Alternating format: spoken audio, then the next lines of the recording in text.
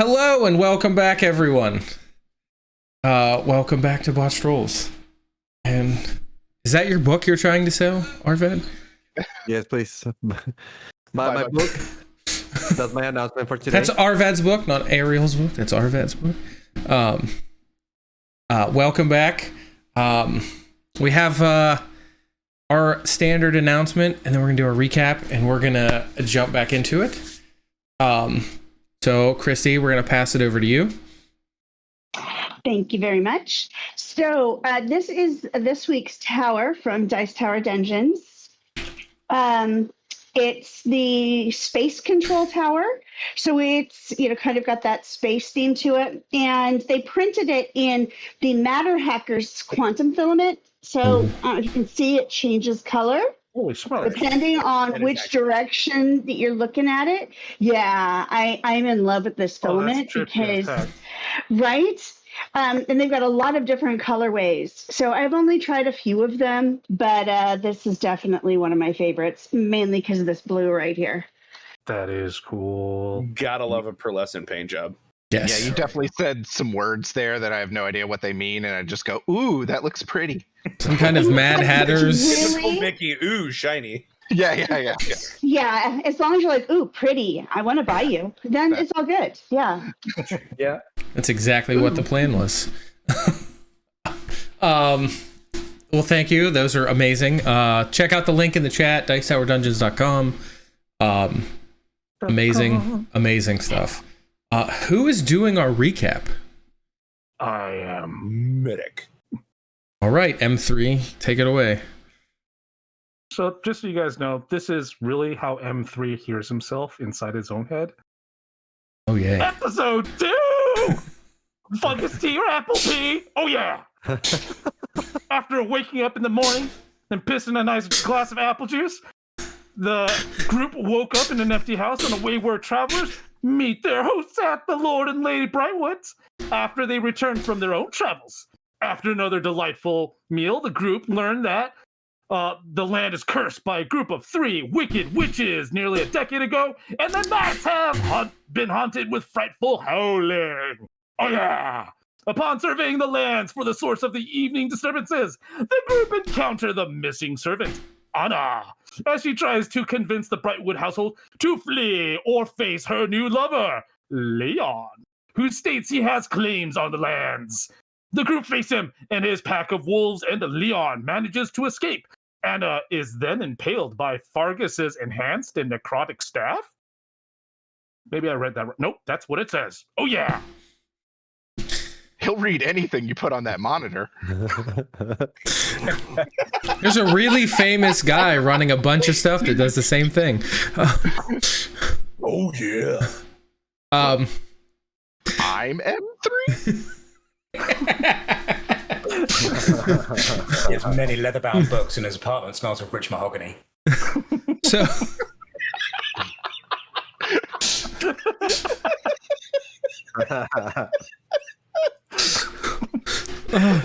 wow. Oh, wow. The Thanks for entire that. pre-stream is just us going, unique New York. Unique New York.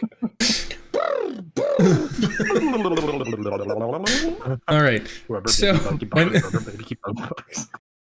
when last we left off, Fargus had sharpened his shillelagh and was getting ready to stab the unconscious Anna through the heart. Become a vampire. I believe. That was the goal. Should All right. become a vampire. All right. I do believe that you rolled to hit last time, and you rolled well enough to hit. And I did hit, and she is incapacitated, so it should be an auto crit. It is an auto crit, so go ahead and roll that damage. I will also be using my reaction to deal an extra 1d4 of... actually, I apologize. I am currently fungal shielding or halo sporing or whatever the hell it's called that I do. So it will be 2d4 necrotic damage as well. Or 2d4, yeah, it is necrotic damage. All right, baby. Show me a big number. They're coming. They're getting there. They're rolling. Where are you rolling on? The DD dice. Okay. I saw it. It's just my computer is trying its hardest. Josh, I think you need to reload your browser window of the DD dice. Do I? Yeah. That is a 19 damage. Okay. I think that's what that said, right? Yeah. Scrolling to the bottom of the feed. Yes, 19 damage. Okay. I'm sorry. I apologize.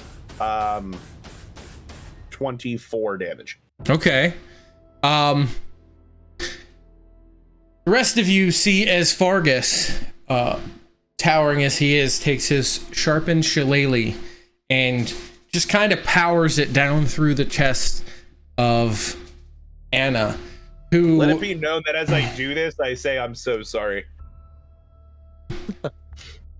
In his last... The last word she hears is a lie from no. You see as Anna kind of reaches up and grabs, reaching and clawing the shillelagh in an attempt to grab a hold of Fargus's hands that are up too far. As the shillelagh manages to sink down and pierce not only through her, but into the ground, pinning her in place. You can hear Anna screaming and just clawing, trying to get free from this. She is basically staked to the ground. Did I miss the heart? No, She's not dead. She is... This is just the initial reaction. Is anyone else doing anything? I was walking away from the beginning of it. This is a peculiar non-medical response. I mean, I'm still on the roof with my bow drawn, so I'm staying there for the time being. Okay. Another few seconds of screaming and clawing as you can see a black, almost veins like pouring out and around. As you can see her just beginning to almost come apart. Very peculiar. Like she's disintegrating? Is this like a Thanos adjusting kind of thing? Not quite. It's almost like she's turning into some kind of mist. This is peculiar. I draw my dagger and I just try to cut her head off. Make an attack roll. Very well.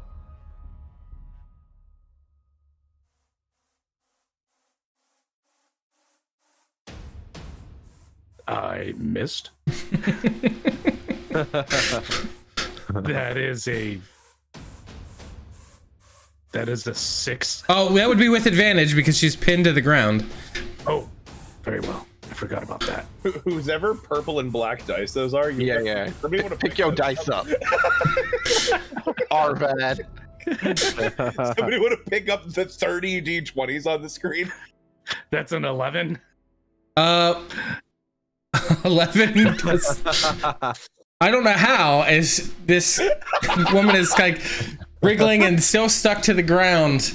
Damn inferior tools of this era. M3 here cannot manage to cut her head off. Stay still, damn Would it. someone like to help M3 here? I step in with my axe and say, why don't you let me try? Roll your Just attack thrashes, so watch out. at advantage.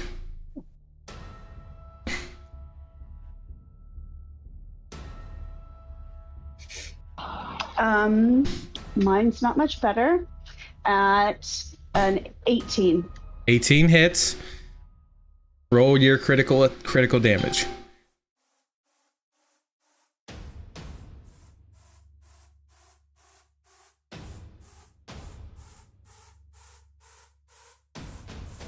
Okay, so that will be 8 plus 5, so 13.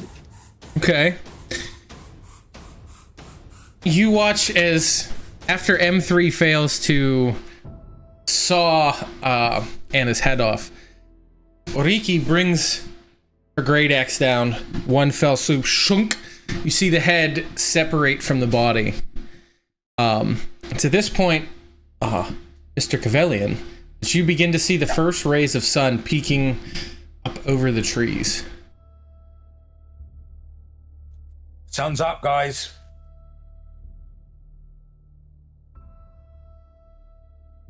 I hear him, and I make sure that I'm holding the staff that has her pinned. I'm just holding it tight and making sure she stays pinned while the sun comes up. The body goes limp.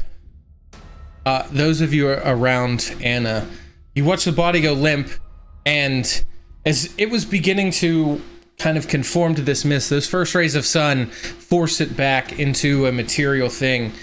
And you can see as it begins to crust and kind of shrivel in the sun, not quite burning, but almost dehydrating.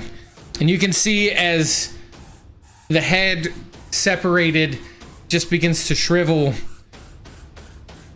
as Fargus, as it begins to wither into nothing. What do you do? As the head or the whole body? The whole body, withering? The whole corpse is just withering into nothing. This is misting away, disappearing. No, it went from misting to kind of re-solidifying, and then it's almost dehydrating.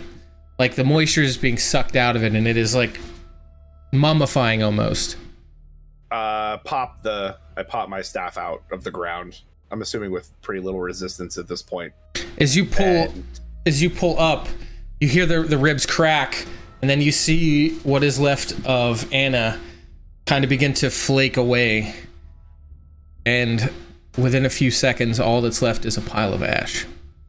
I just mutter in Druidic, just a prayer that essentially translates to, we are all from the earth, and to the earth we must return. Okay. My brother, will you just I'm not going to pray try to make up a Druidic language. You should, please. Let me hear that prayer. Yes, please. We'd love to hear the prayer. Shooba-da-bop, beeba-da-bop, beeba-da-boop-a-da-bop. It sounds like Family Guy. All Druidic actually sounds like Family Guy Italian. Baba-da-boopy? Boppity. And you gotta make the thing with the fingers too.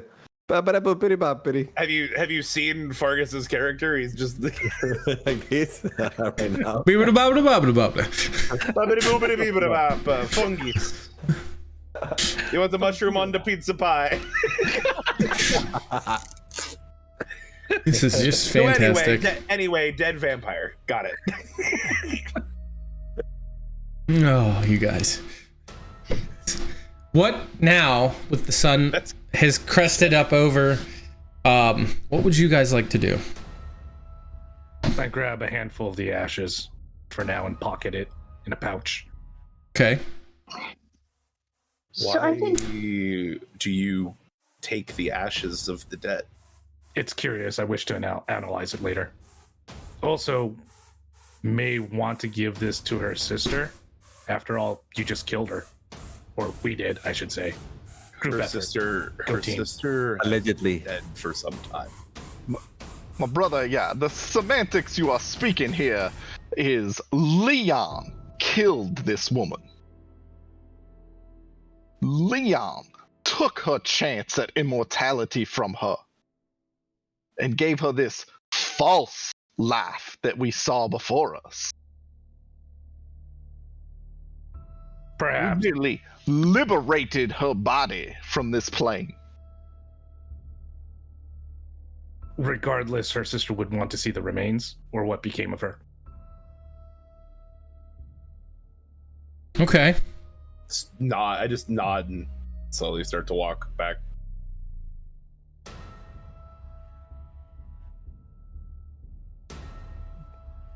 Yeah, I guess we gotta walk back to the house. Okay. Good.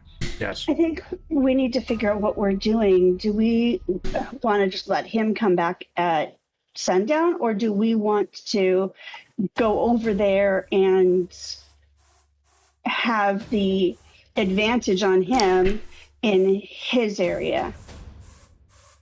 So why don't we go back to the house and we can talk about what we need to do.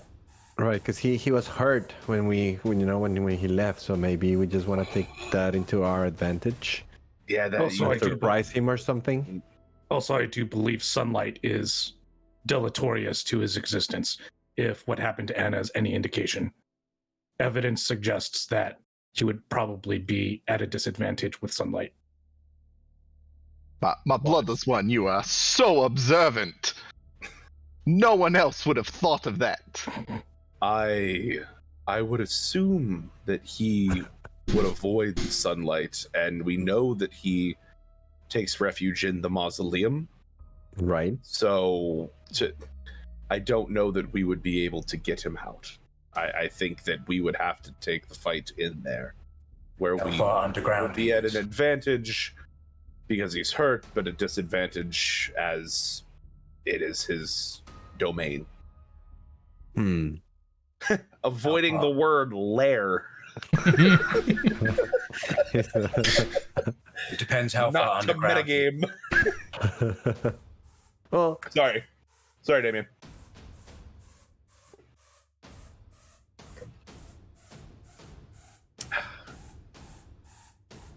Mr. Cavalian, you were saying? Doesn't matter.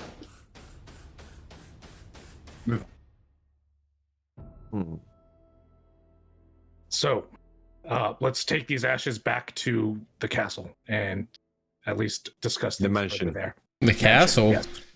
I was like, where are you? Wish we had a The manor. The manor. Right. Yeah. Okay. Okay, as you head back, which door are you going to? Back door, I believe, is where the servants were, unless you guys prefer the front door. The back door. Where you guys were Which- talking to her, I guess. Which door is closest? The front door. You could follow the main road right to the front door, basically.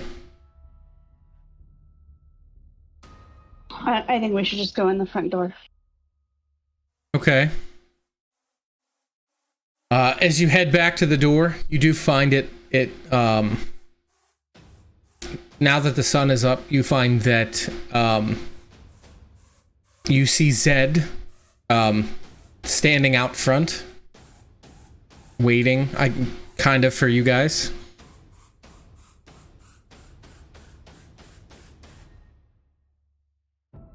Good morning, Zed.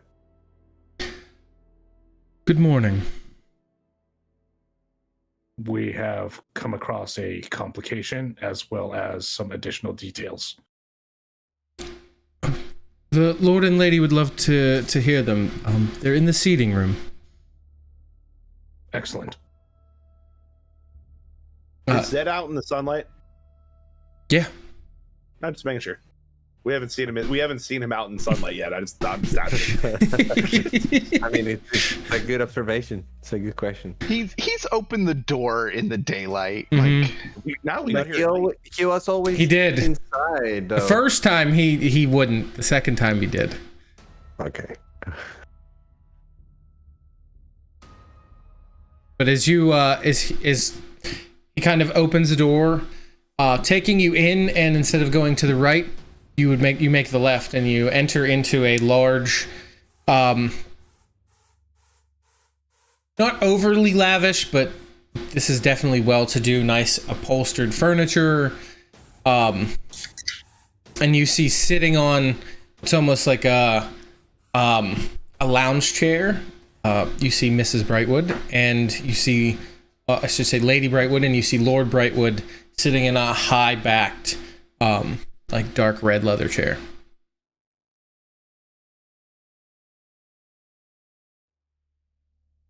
Zed announces your presence. They have returned. my lord and lady, we have sort of ended your screaming problem, but there may be a bigger issue at foot. Sort of. It appears that the one doing the screaming was your missing servant, Anna, who had been turned into some sort of vampiric beast by a guy named Leon.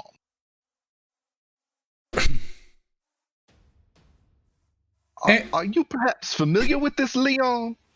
Not of Leon, but the screaming began well before Anna went missing. He may have had a lady or two before Anna. Ah. Perhaps. This is all speculation. And you dispatched of Anna. Yes, we had to. Unfortunately, and I hold up the pouch of ashes and jiggle it.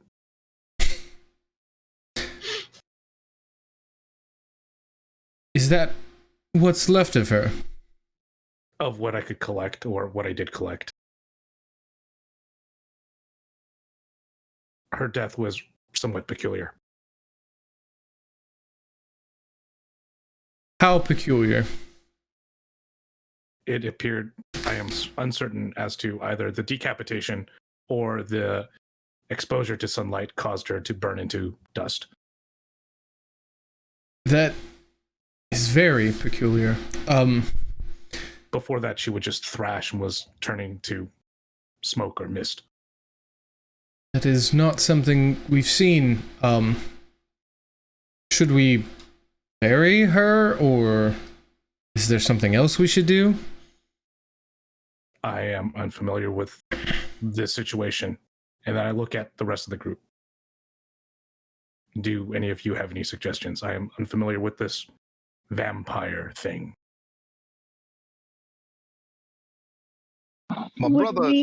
Would we know how to dispose of a vampire's remains?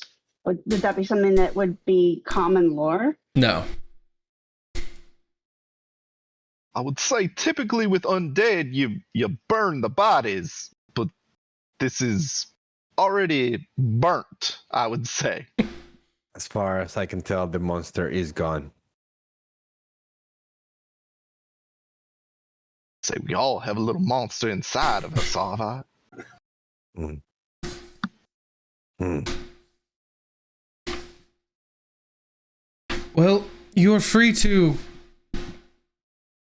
keep that then.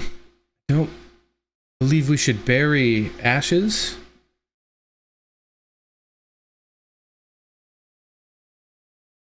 I still don't believe Sarah is up to dealing with the situation. Understood. Then I have your leave to use these remains for medical purposes if necessary. Sure. Thank you. He looks visibly confused by this medical purposes thing, but I'm proficient with alchemist tools and herbalist kits. Would I know if there's any use for vampire ash? you would have no idea. Okay.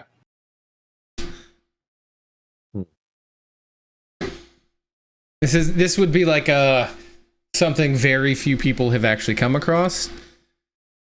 So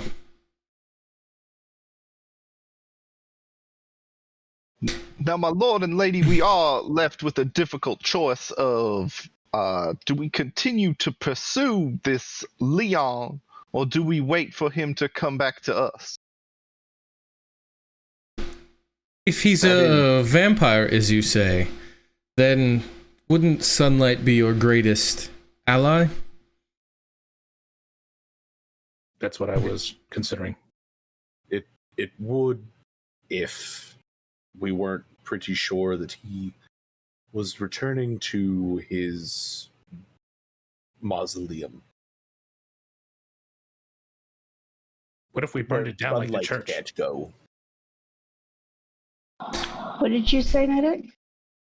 What if we burned it down like the church? Then he would have nowhere else to go but out and up into the sunlight. Can we burn stone? There are Demolish ways. Sorry, say that again? We could demolish the stone and then set fire to everything else. I think it's a good idea. Okay. We can. Sunlight is our best Or- weapon. Agreed. Do we have oil? Could we pour oil into the down the steps and set it ablaze? I have some oil. Lord and Lady, do you possess any oil of large quantity? I have oil too. We have enough for a few lamps, but nothing that would raise a mausoleum. Perhaps tallow, animal fat?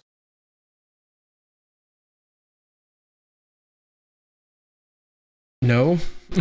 The roofs of the houses, are they like thatch? Are they like not modern day shingle, obviously, but like They're are like they, clay shingles. Okay. Some of them are like just. I didn't know if they were like. Is there a bunch of straw in the barn? No, most of that has decayed down to. There's enough to make like a small handful, but not a lot. Are the Maybe fields... some of. Sorry, go on. Sorry, go ahead. Maybe some of the furniture inside the houses is old and somewhat decrepit by now. Yeah. The fields, are they grass or is it just barren? Oh, that's dry grass. But it's 2.5, maybe 3 feet tall. Bedding in houses? Most of like the bedding and things like that have decayed, because that would be the first to kind of go.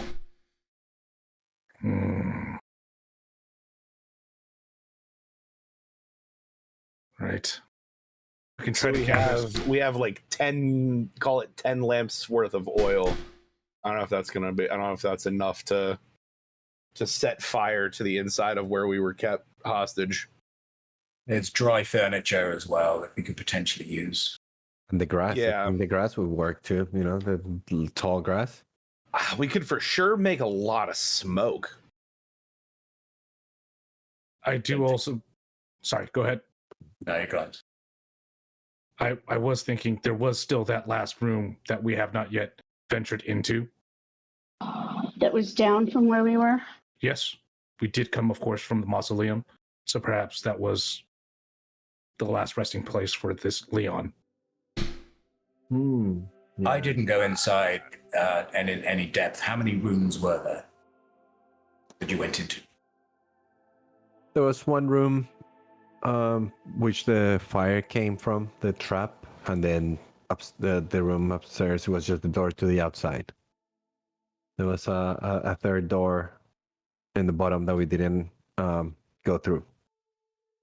Yeah, so like when we came out of our cells, we made that left, and then there was like the way up, which was out, and then the way down, which had like the room that had the corpses, and then there was like one more door at the end of that hallway we didn't get through. So it was laid out like a T.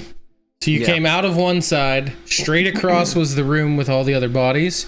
Up the stairs was outside. Down the stairs was a set of doors that you didn't open. So, door number 3, as they used to say in my time. Question, Josh. Yes. What's behind door number 3? Could we roll a burning barrel down the steps from the outside and it would go all the way down to the door that we didn't go through? Yeah. I mean, I don't see why it wouldn't. Okay. It'd have to be a sturdy enough barrel that it wouldn't break by like bouncing down 2 flights of stairs, but Yeah. When we were going through all the town, did we see a good looking barrel? roll a perception check. Good looking barrel. Just a good looking barrel. Should I roll on the roller or beyond or On the DD dice. Always on the DD dice. then ignore the roll that I just rolled. I'll roll as well because obviously I looked through the town. Yes. Yeah. Okay, can I use the D&D beyond roll? No. 24. You saw one that would work. Nice. Mr. Cavilian, you saw one that would work. You'd have to reinforce it a little bit from the age, but you guys could get it to work. I found a barrel I think would be sufficient. We could pack that with flammable straw soaked in oil or wood or something like that. Use that as a flaming barrel down the stairs to the door. Excellent. I agree that doing this now rather than later would be prudent. Yeah, I think we need to go surprise Leon. I look He at the Lord cannot and turn more Lady. people into monsters. I forget what the horses. I don't think did the horses give me their names. I don't think they did. I look at the Lord and Lady and just ask if I can. Would you be so kind as to loan your 2 beautiful horses as well as one of the available carts so that we may make better time?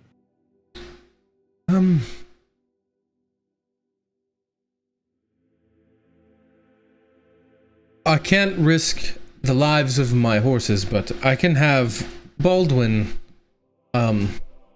drive you out and bring them back before the fighting starts. That is amenable. I would not want to put them at risk, as it were, anyway. They are quite nice. Friendly as well. So Baldwin was the one that could fight, right? Yes, Baldwin was the one that could fight. Just saying.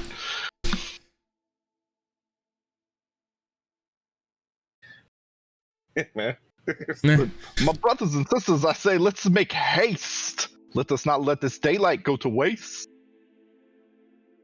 I think we should also try to rest on the ride over there since we've been up all night.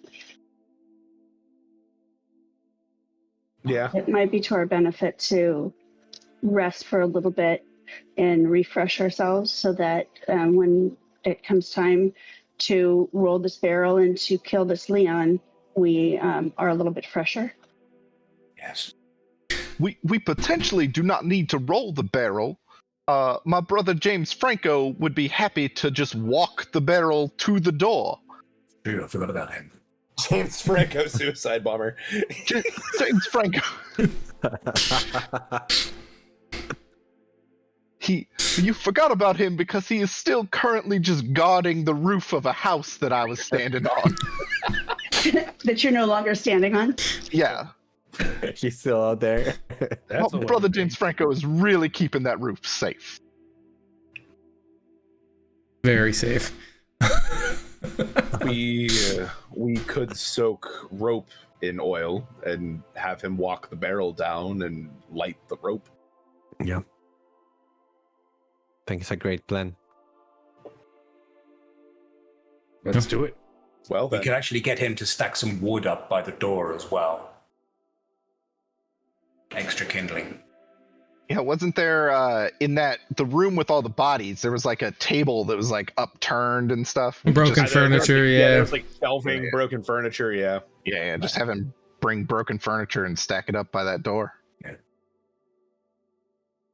We love fires, huh? How long's the ride via horse? Via horse-drawn cart? Probably, if you guys are going at a quick pace, not worried about going as fast as you could get there in about an hour.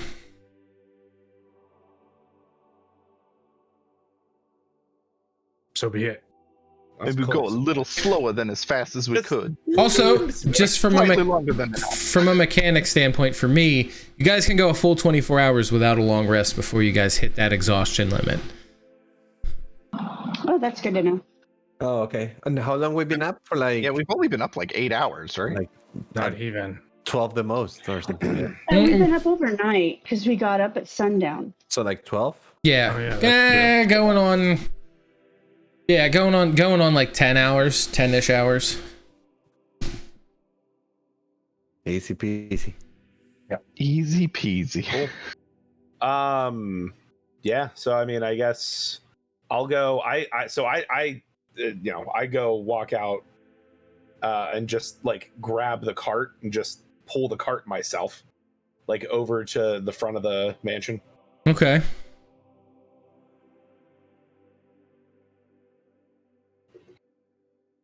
I'll load the barrel. All right. I assume from the talk of the plan, they're, oh my goodness, how am I blanking on his name? Brightwoods. The Brightwoods, the Baldwin. fighter. Baldwin. Oh my goodness, I was gonna say Zed, but Zed's not the right one. I'm assuming Baldwin's just bringing the horses around. Yes. Okay. I take the flask of oil that I have and I give it to Mr. Cavilian. Thank you. I'll start filling the barrel with broken furniture and straw kindling and so on, so that we've got a nice flammable source, and I'll add oil to it as well so that it will stay alight. Okay. I give him 5 of my 10 torches. I have like torches. Okay. So I just give him like half of my torch. I'm guessing the tops are oil soaked already. Yeah. Pitch, probably. Cavilian, what is it that you need me to help you with to get ready for this? We just need to gather dry wood that will burn easily. If there's tables and chairs, furniture, and that back there where we're going, then we can just use that. Fabric as well. Old bedding. Exactly. Yes, if there's any old bedding that's not completely desolated. Also, here's my rope. We can use this as the fuse. Just soak this along with everything else, and then we'll just drag it out later. Thinking about it, we have James Franco. We don't even need a fuse. We can just give him a little torch. This is true. Yeah. I'll keep the rope then. Save the rope, yes, might be useful. Josh, can I look and see if any of these buildings look like maybe we're like a tavern or an inn? Yes, you would be able to find a tavern. Yeah, I just look around for any sort of leftover either oil for all the lamps in the tavern, because I'm assuming it would stay open late, or leftover like really hard alcohol. Roll me an investigation check. What is my investigation? Oh, okay, it's really high. I smell a hint of sarcasm there. Sarcasm? Oh, That's roll, but That's a 3 on mine. Yep. okay. Did not show for me, so that is a 4. You do manage to find what looks like some bottles in the basement on a shelf, and as you kind of go to reach for them, the shelf collapses and they just shatter on the floor beneath you. Sounds about right. Yeah. Well, didn't find anything in there.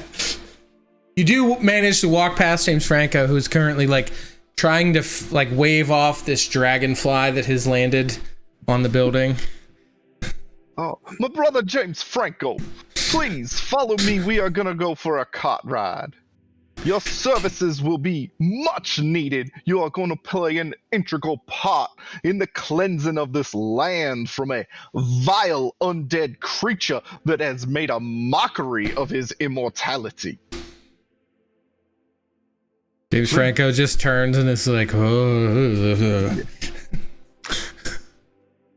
This way, my zombie brother. Direct him to just like sit in the cart.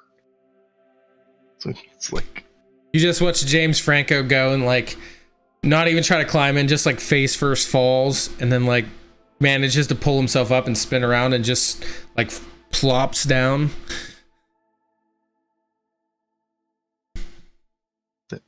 good work, James. All right, Mr. Cavelian, since you were making this incendiary device, yeah, make me a survival, nature. I'm gonna give a survival check because they don't really have like bomb making check.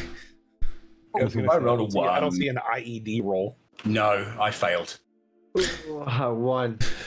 An IED roll. Dear God. What a time to flower. Was anyone helping him? Please, Yes. Yeah, I was Roll another one. Handing him the torches. I was holding the barrel steady and shaking it. Yes. 20. Those are not 20. That was Fargus. So after starting out a little shaky, before adding the oil, you're getting stuff in. Partially, although you do try to blame Brother James Franco, you do manage to knock the barrel over once and knock kind of everything out. And as you manage to pick it up, and something just seems to fit right. You manage to pack this with all the torches, all the stuff, and all the oil. And you have a barrel that will burn extremely hot. So what actually happened there is I didn't know what I was doing, and then Fargus came behind me, and that whole kind of Patrick Swayze ghost moment, and kind of did it for me. He just reached around you and was like moving your hands. That's not how. Rakakui. Thanks, I couldn't remember that song, and I really wanted to sing it. Oh Jesus. You catch the soft whiff of fungus. You just have a little gag that. This is what romance smells like. Like death and decay. So, as you clinic. Fargus by Calvin Klein.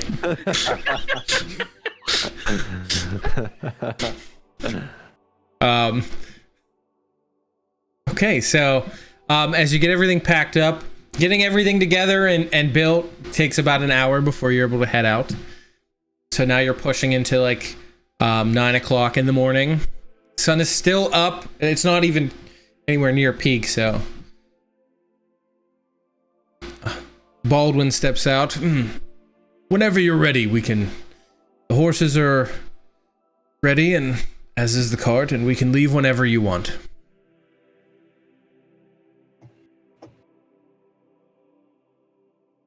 I think no time like the present. Do the Lord and Lady might have some food I can take for on the way? Sure. Really, we've got rations. You're fine. Okay. I still have apple juice if you're ever interested. No. No. My brother Avad does not actually have rations. He just has copies of his book. Yeah. So it's good. I'll take some of you when I get on the wagon. Okay. Baldwin kind of climbs up after you're all in, and you hear him snap the reins, and down the road you go. As you close in, you can still see the first thing you notice is the like a nice column of smoke rising above the trees. As you arrive, you see it's from the still kind of smoldering church that has collapsed in on itself. We did some good work here. Allegedly. Burn. As he pulls up to the gate of the cemetery, this is where I leave you. My brother Baldwin, maybe you want to stick around for a little bit to enjoy the show. I promise it will be top notch. Enlightening.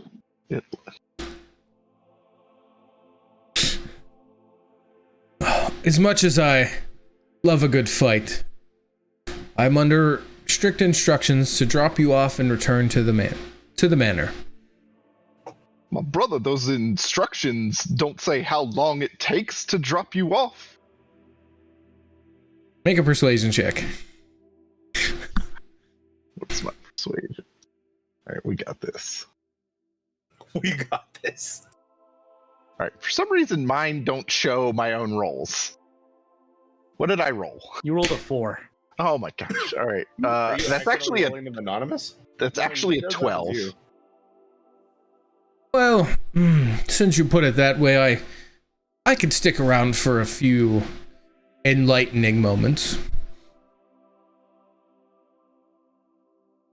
appreciate the pun, Sister Goatheart. Ms. Goatheart. Miss Goatheart, sister, brother, family of this world. Limited mental. I'm at this point, I'm just like, picking the barrel up and setting very gingerly upon the ground. Oh, mechanics note, that ride took like an hour and 10 minutes, right? Of us I think like 58 minutes. sitting in the back of a cart doing, roughly nothing. Are you asking if it was a short rest? Light activity. It was a short rest. Just, Yes, you all had time to rest on the ride. So you guys have all had your short rest.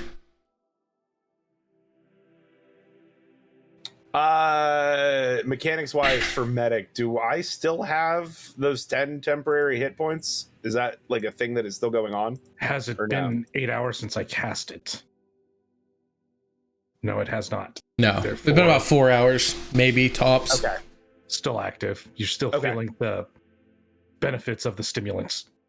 Yeah, and just for mechanics, it's not temporary hit points. My HP max, or HP max goes up by 10. Okay. I have upgraded your limitations. Gotcha. Just making sure. I look at the church and I say this out loud, I regret that we burned the church earlier. It would have been much more appropriate if we burned it now. There were so many flammables in there. You have a point. Hindsight we didn't know. 2020. I'll remember that next time. It was you who burned the church. I point at Medic. It was him. The site was defiled. Not by us. There was many undead, Brother Barlow. What is his name? Baldwin. Baldwin. How do we keep Baldwin. forgetting this dude's name? Just write it down. In my notes, I wrote Bronson. I don't even know why I wrote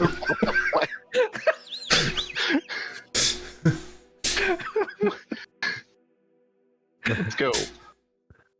Baldwin. There we go. Baldwin. Not Yes, Bronson. We had told the Lord and Lady as well that we were the ones that burned the church down, both to memorialize the dead within, but also in case the thing that killed it was still inside. Fair enough.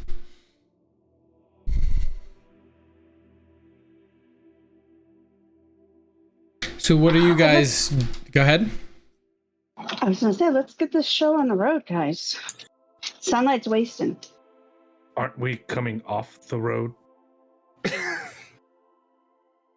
I'm still just carrying the barrel towards the top of the mausoleum, like looking around very cautiously. Do I see anything crazy out of the ordinary? No, the door, you notice the front door is kind of cracked open. I'll take point. I'll throw the door open. Okay. Yeah, I'll stand behind them, just making sure that nothing, sneaks from behind or anything. Well, we're setting everything up. Brother Maury, if you'd be so kind as to have James Franco deliver the package. Are we also going to have him set up the broken furniture as well? Yeah, that was my understanding. Yes. I will actually escort Brother James Franco down one flight of stairs. I will go down the first to that first landing? Him. Yeah, to the first landing. And I will direct him to grab the loose wood, the broken chairs and shelves and such. As you get down to the first landing, I go with him. You can see the door at the bottom of the stairs is kind of ajar. not fully, but somewhat, just cracked, as though someone like pulled it shut and it didn't close the whole way, or pushed it shut and it didn't close the whole way.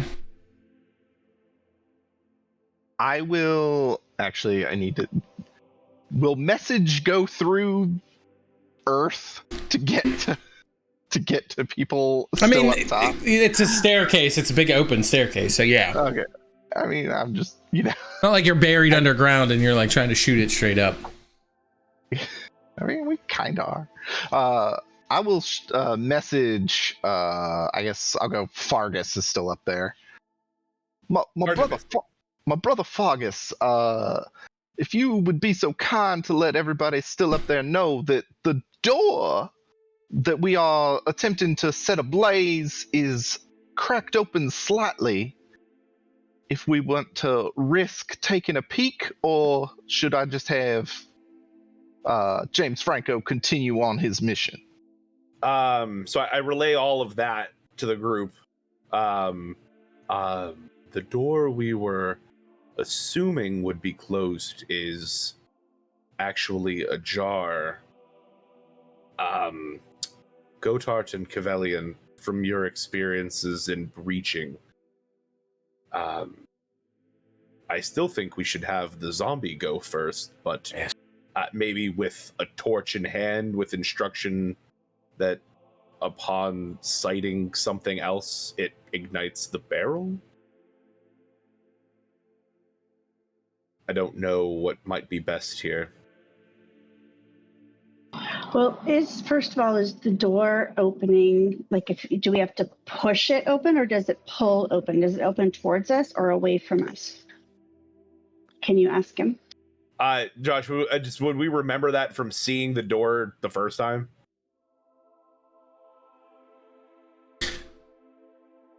I can't ask him again without going down. I don't think message is a two-way street. Oh, okay, it's not a two-way. You would assume that it would open towards you because you saw the big pole handles. If I recall, it does open into the landing. It would need to be pulled. Also, message does let you reply, just for. My bad. I didn't know if I didn't think message let you reply. So one of us needs to be down there to open that door so the zombie can go in.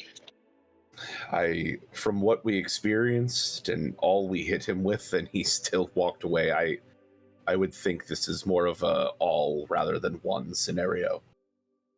Hmm.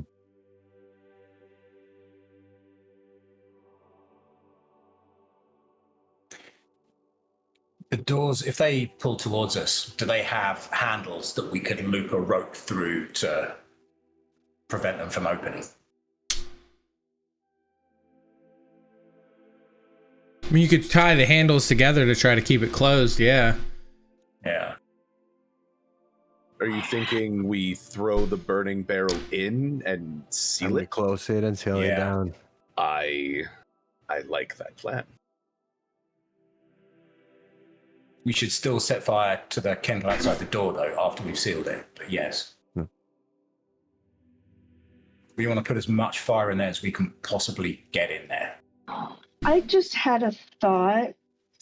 What if he's actually not in there and he's trapping us down there?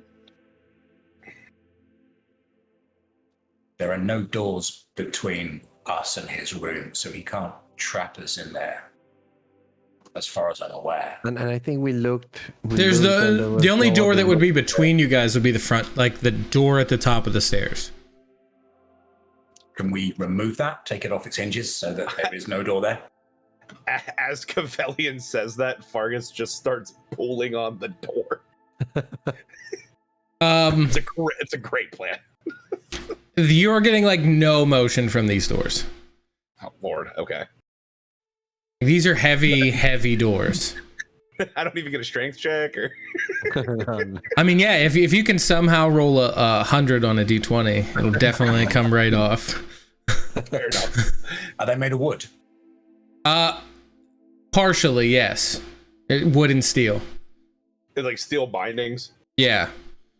like heavy steel bindings. So you could burn them off, but I was gonna say, can I cast heat metal on the hinges? you can. Is it so? I get heat metal on a single object. Can I get it on the?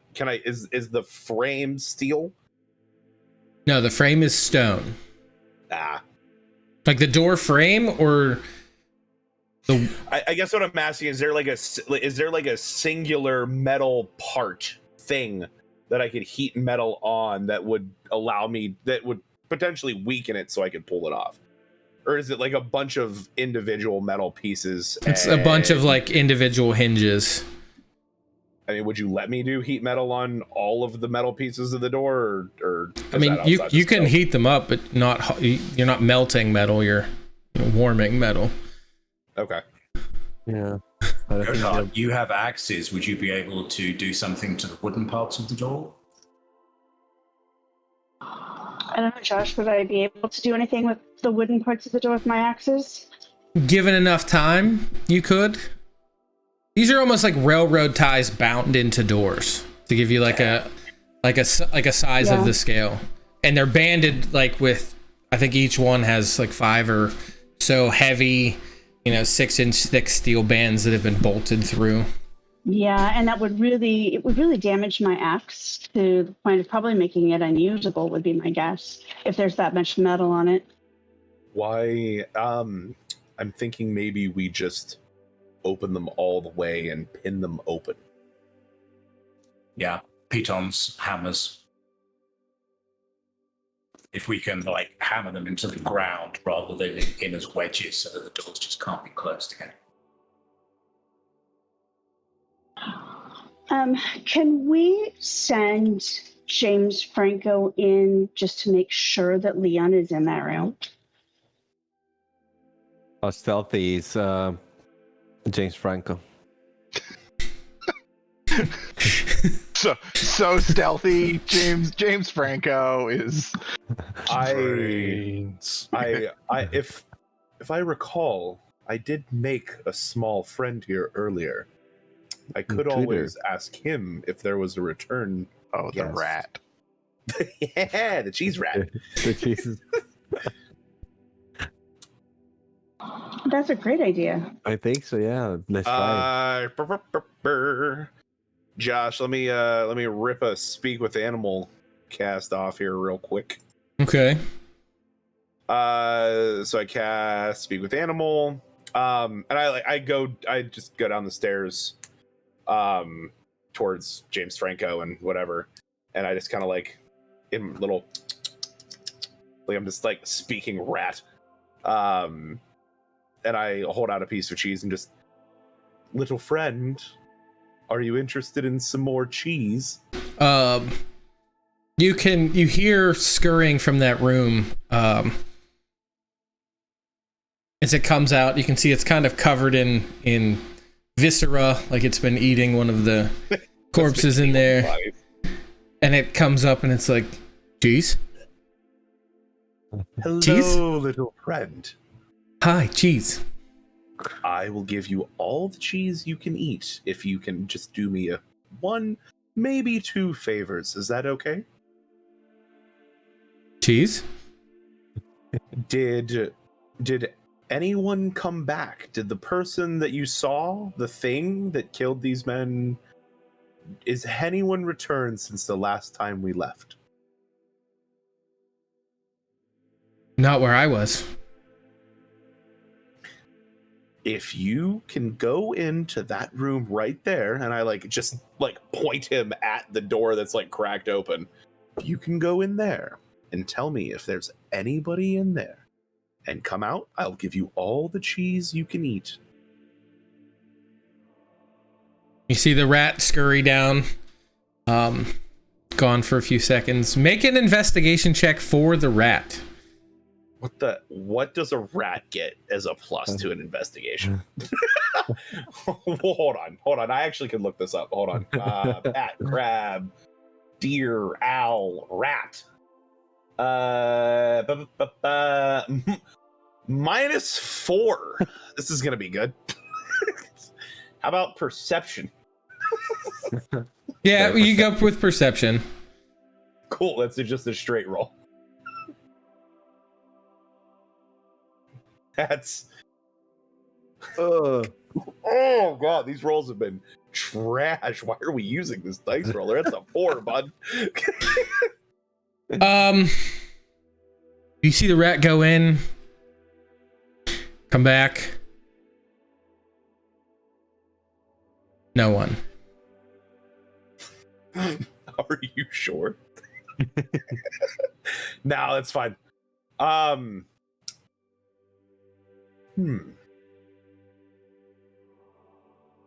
No, actually, no. I would think that Leon is probably here. So I would. Are you sure?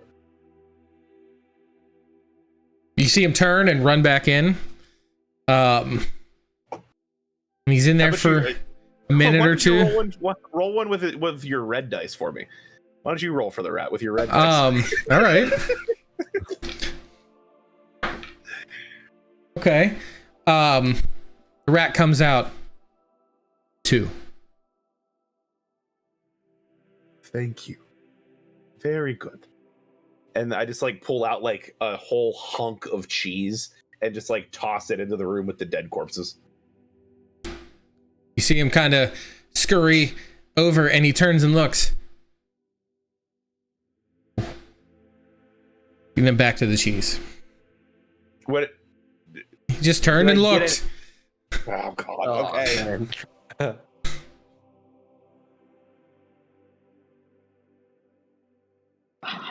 I just to the whole group.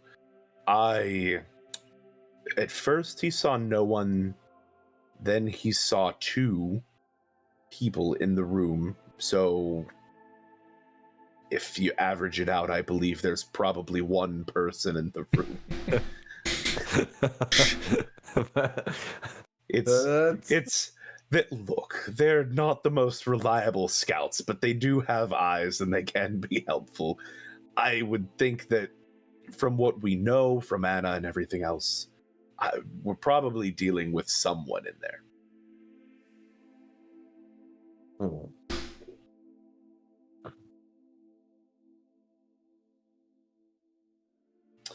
I think the James Franco fire assassin plan is probably the best. Yes. Yeah, I don't know. Maybe that room is just an entrance to another place. I don't know. I talked to Brother Mori. Have they come to some consensus back up top yet? My brother M3, I do not know. They should we just send Brother James Franco into the room, or should we continue with blowing up the door? What do you think? I was thinking of just going in. You yourself. Just to look. You just want to go look in the room with the potential vampire. Yeah.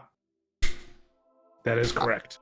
I mean, I like the idea of sending James Franco in there with a fire barrel, and maybe he comes out to us or burns alive. That works. I'll watch him go in. It's not that long of a stairwell, right?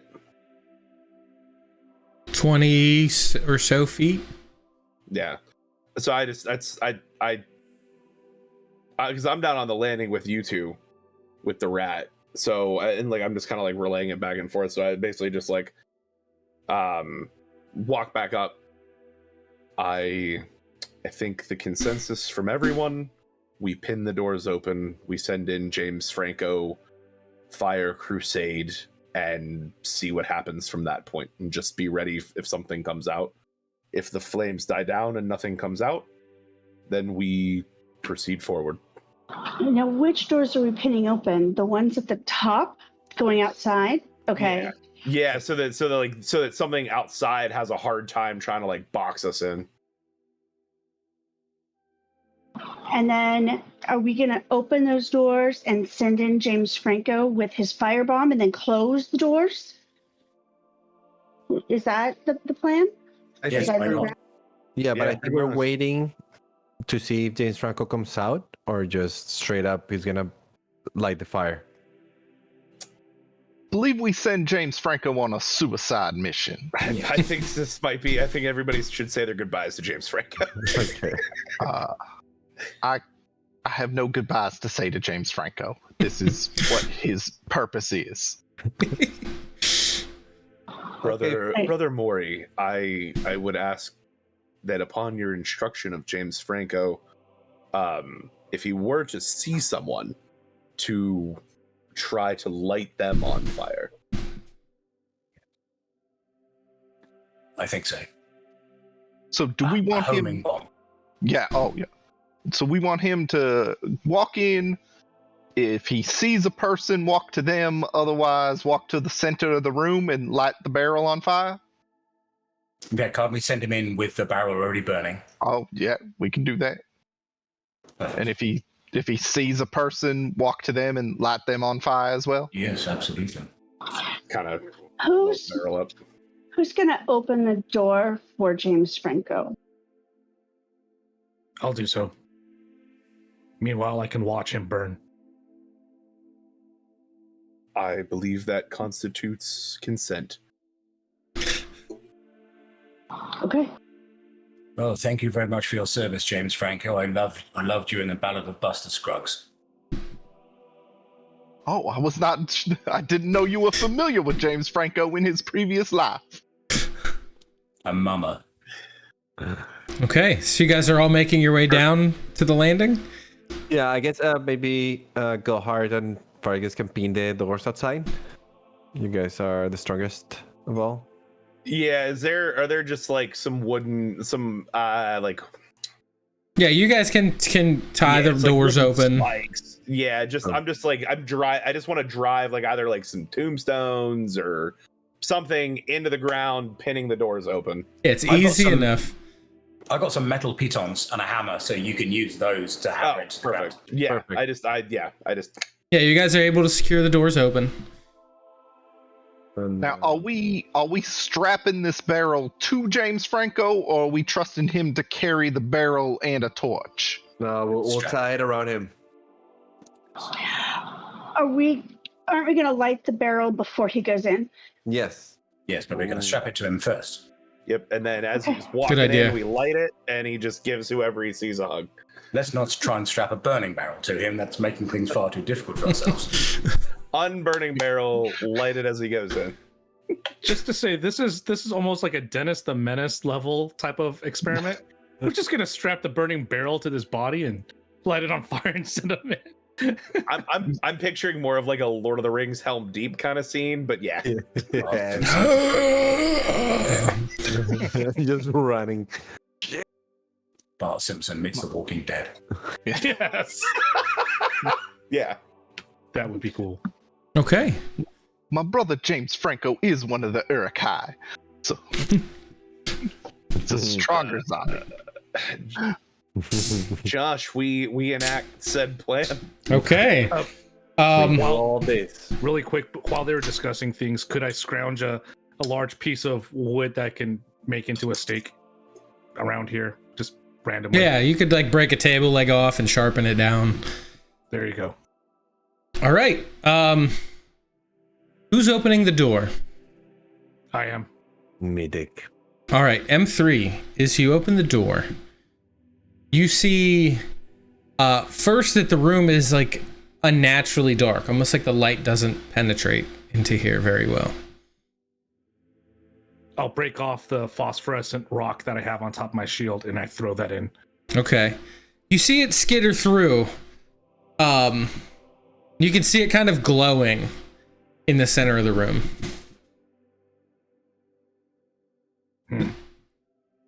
You can see from the shadows look to be a few pillars, 4 pillars. But other than that, the room appears dusty and dirty. And Do I see any additional doors? you can't see the outer walls of the room. Okay. Very well. Go do your duty, James Franco, when time to light his match. Okay. Yeah, as soon as he opens the door, that would have been cue for James Franco to go, and I don't know who was lighting James Franco as he walked away, but James Franco is on fire.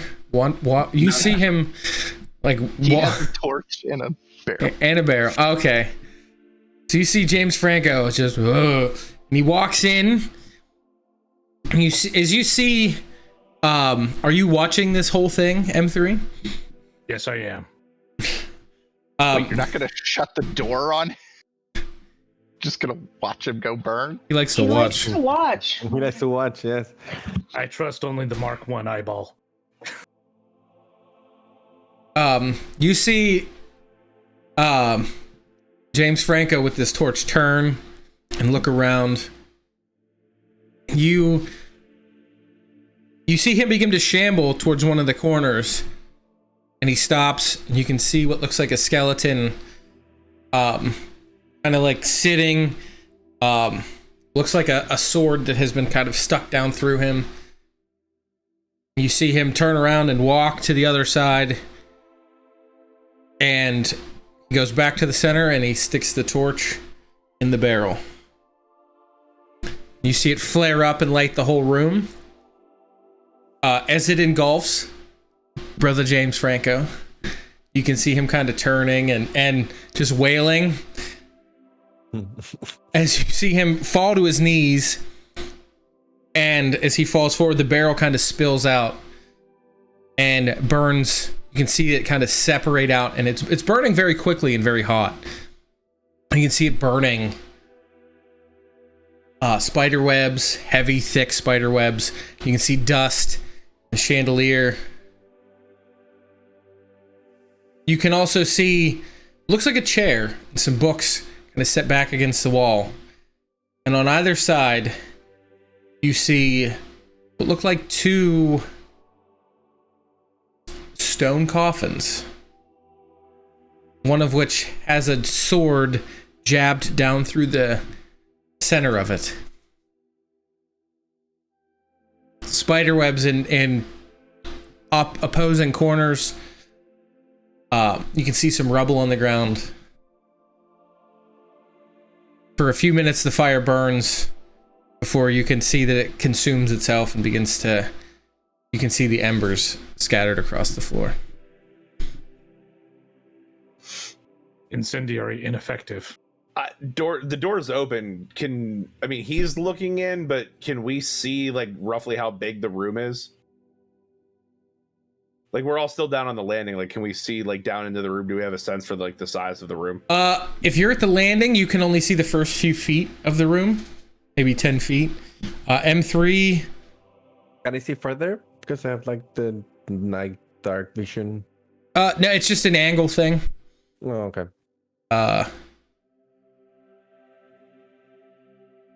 You're guessing it's a large room, maybe 70 by 60-ish feet.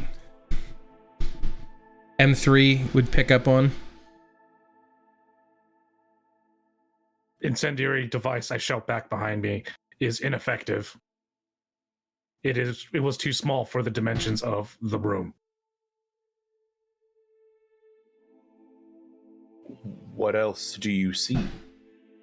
Furniture. What appears to be two coffins or sarcophagi. There is no stirring, there is no movement. It appears to be quiet as a grave. Josh, does the whole coffins thing give us, is that vampire-y things we would know, or I don't want to have the characters play it in like a way that you know that vampires sleep in coffins.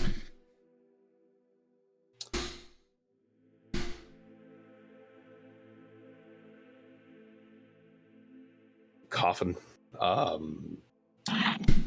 So the fire didn't do anything to him then? If the coffin protected him? Correct. Incendiary was ineffective. It was too small to spread throughout the room. Coffin's untouched. Permission to proceed forward. So we're thinking he's in one of these coffins. right? Yeah, I think we're thinking. Yeah, he'd have to be. Yeah. Midic, you made like a pointy stick, right? Correct. What if we try to open one of the coffins and you stab him if he's inside? Understood. I think that's our best bet now that the fire didn't work. Would you all care to join me? I think it I best. think we should. It best we all. I'll go with you.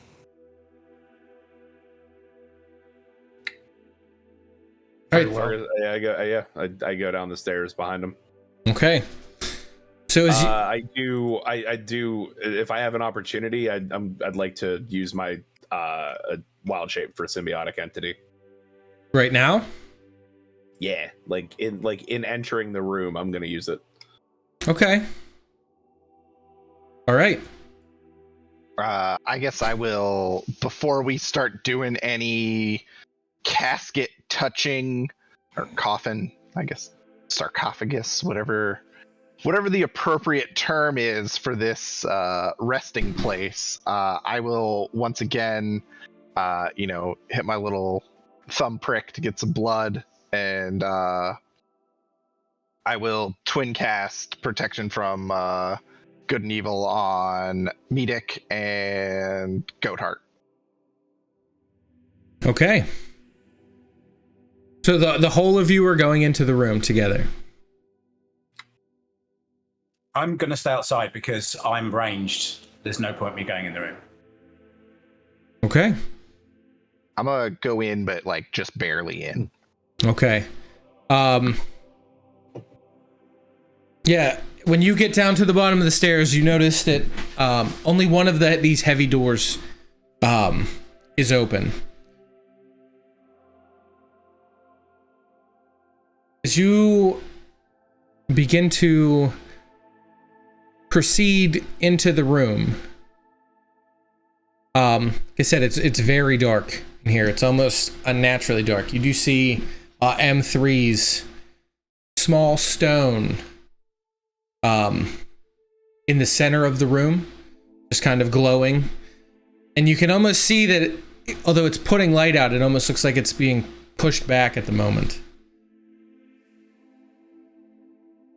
Who's leading the walk? I'd say I would be. Okay. I would be right up there as well. Probably with a torch, though, if it's that dark. Okay. I would be just behind them. Okay. Yeah, I'll be last. There's two coffins, two sarcophagi, one on the left and one on the right. One on the right has what looks like a almost looks like the handle of a sword sticking up through it. The other one looks completely plain.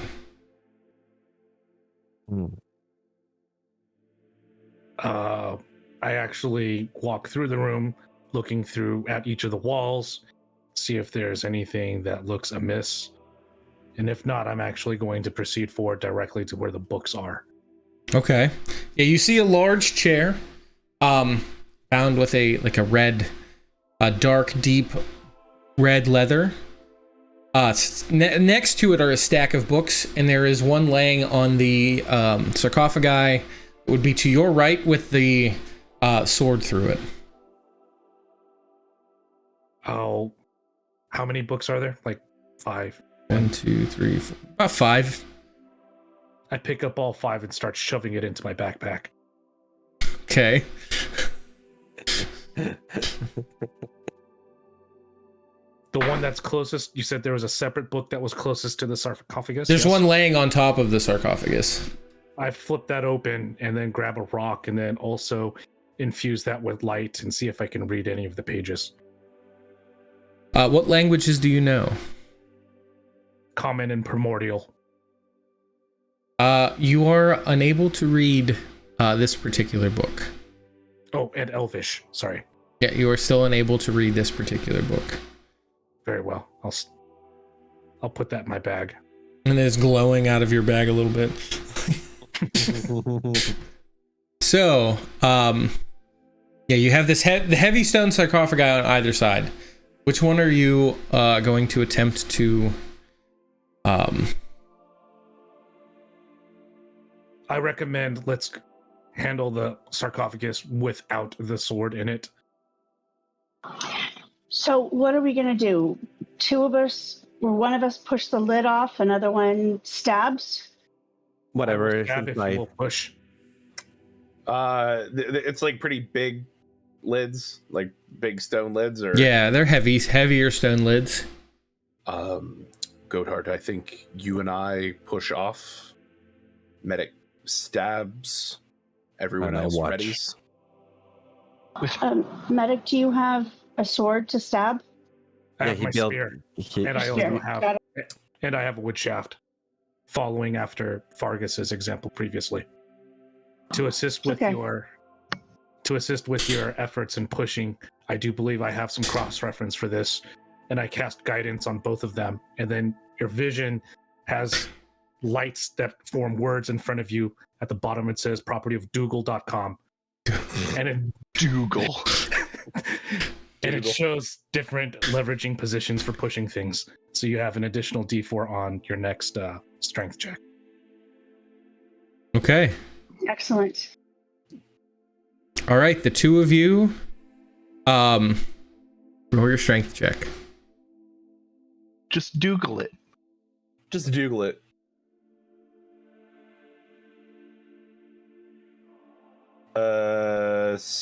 Hold on, I need a roll a d4. 19. 19 with the D4. Okay. I got 18 with a d4. Okay. As you watch everyone get in position, they push. The stone sarcophagus lid slides open. As it slides and hits the ground behind it, you hear what sounds like a line pulling tight, kind of circling around the room. Mr. Kvelin, you hear it the loudest. Click. Like a line pulling tight. Gotcha. Oh shit, we didn't check for traps, did we? Nope. I hit the ground. Okay. I try to jump behind one of the coffins. Okay. The one with the sword. Argus. Would I be able to grab the sarcophagus lid and try to pull it back? You can. Are you peek inside first? Brother Maury. Brother Maury would have been just inside the door, so he'd probably just drop, like, if he walked in the door, he'd drop to the ground to his left, I guess. Okay. Or, yeah. Mr. Kvellian. Back upstairs. Back up the stairs. Okay. Mr. Kvellian, you have the clearest view as the door begins to swing shut. Oh, no. No. I'm going to shout out because I know Brother Maury is just inside the door. So I'm going to shout, get out! Ooh. I don't know if I'll have the movement because I just said I dove to the ground. Brother Maury like stands up and watches the door close in his face. Yep. Like, No. Classic horror movie. It's at this point that you hear the other sarcophagus lid slide open and fall to the ground. And I need everyone to roll initiative. Oh. Oh, monkey nipples. Including me, even though I'm out of the room. Yes. No. Initiative.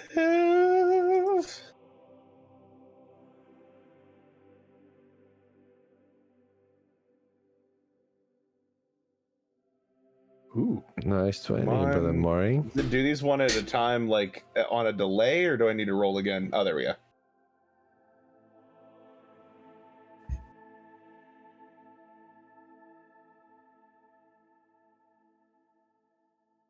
Roll a 12. Ready when you are, Josh. Okay. Give me 1 second. Sure. All right. 20 to 25. Brother Maury, Okay. 22. Nice. 15 to That was 20.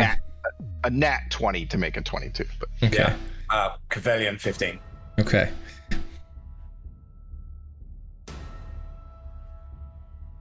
Uh, 10 to 15. I've at 12. I also have a 12.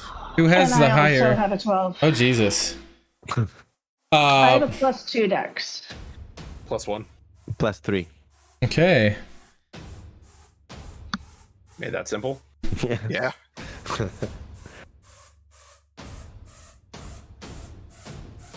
Oh man. So the one that opened was Okay. the one with the sword, right? The one M3. I'm What did you sitting- have? 7.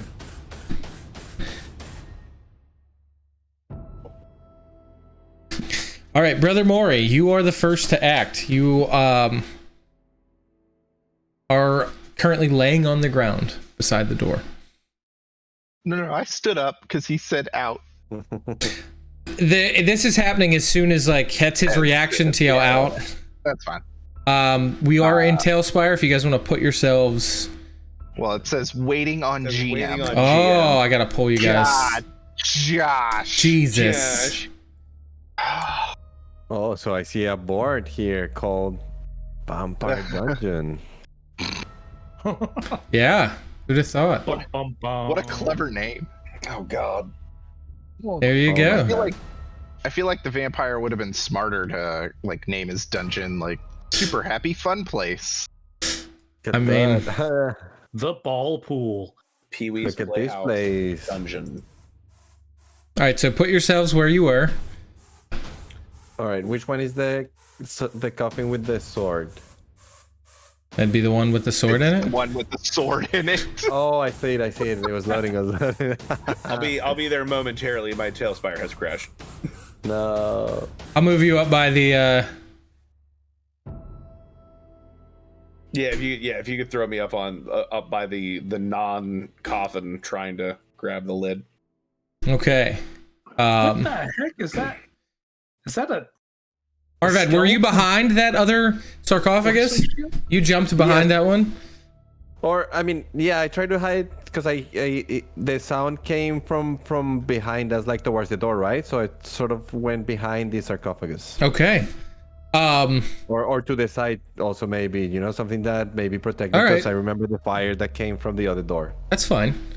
Brother Maury, you are the first to act.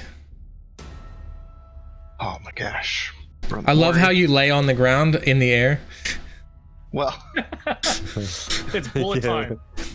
yeah. Bullet time. He still have his legs crossed. First name Keanu. Keanu Mori. So yeah, the first thing Keanu Mori will do would be to get up. Okay. Some Jeff Goldblum Jurassic. Oh my gosh, I want to. I really hope this isn't wasting my turn. I want to see if I can push the doors open. Okay. Like, did they lock or? Are you investigating to see if it, like, what happened to the door, or are you just gonna push it? Can I do both in the same turn? Like, would investigation be my bonus action and then my action to push open? You can do them together, but you're gonna get disadvantage on your strength. Oh, God. I need strength to open this door. I mean, All right, it's a heavy door. Nah, F it. I'm just gonna try to push the door open. Okay. Make an athletics check.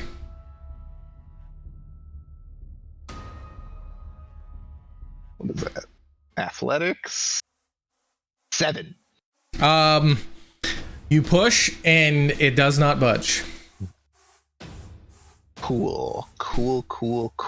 It's as though something is holding the door shut.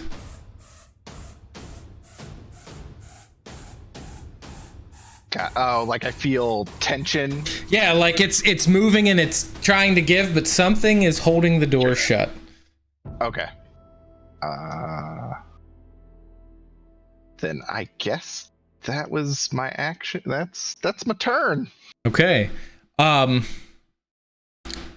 you are the closest. You see Leon kind of climb up and out of the sarcophagus. You see him reach back and grab the sword that was sticking into it, and he pulls it out, and it looks as though it's been broken off. Seeing that you're the closest, he turns and walks around, and he's going to make his attack against you. Oh. Uh-oh. Okay, so he's going to make 2 attacks with his dagger. It is a 17 to hit for the first. Yes. And a 16 to hit for the second. Yes. Quick question. Yeah. Is when he gets out of there, is he within 10 feet of me? No. Okay. Yeah, there's a solid 10 feet between the 2 sarcophagi. Gotcha. All right. So he hit with both. Oh man. I try to protect the back with my books. Just turn around. Not the books. Buy my book. He does 12 damage with his 12 piercing damage, and you take 16 necrotic damage. Oh. Oh boy. Wow. Okay. As he just walks over, he has the shield in one hand and this broken sword that's only about 1.5 feet long, and he just stabs you twice with it. They always fall for that. Of course. Mr. Cavelian is next to act. Arvad, you're on deck after Mr. Cavelian. Okay. Okay. The door opened towards me, right? Yes. I'm gonna try and open the doors. I mean, I'm gonna try and brace myself against one of them and just kind of pull. Okay. Make an athletics check. I'm gonna say at advantage because technically this is all supposed to be about the same time. Brother Mori would be pushing from the other side. 15. Okay. You're able to get it open wide enough that you'd be able to slide through, but you can still feel that tension on it, as though it's trying to pull itself shut. Yeah, then I can't let my compatriots fight alone. I will go in. Okay. As you step through, you can hear that almost like tension on it. It sounds like tension on a rope as it'll pull shut behind you. You still have your movement. I will go behind a pillar and then use my bonus action to hide. Okay.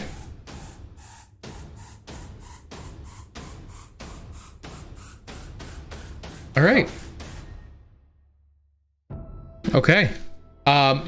He's not even paying attention, so you're definitely hidden. Cool. Arvad, you're up. Goatheart, you're on deck. Goddamn. Okay. So I would like to first try to get away as far as I can from him. Okay. I don't know. I'll try to like. How tall is the sarcophagus? Can I like step on it and then jump? It's about waist high. It's like kind of up on a little bit of a pedestal, so you'd have to like vault over it, which I mean, you could fairly easily do. All right. Yeah. I like to do that. As you run, he is going to make an opportunity attack. Yeah. Okay. I'll take it. That is a 28 to hit.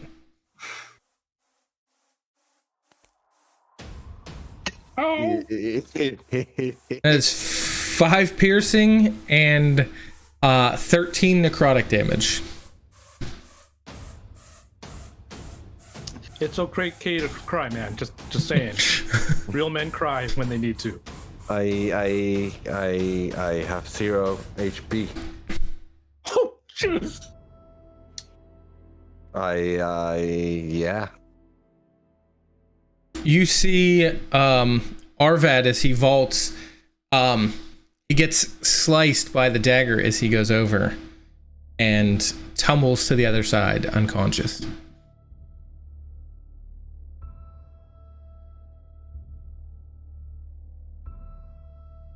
Goatheart, you're up. Fargus, you're on deck. Yeah. Wow, guys. All right. So I'm going to use my bonus action to rage. Okay. Because, you know, I am a barbarian. Now, hold on just a sec.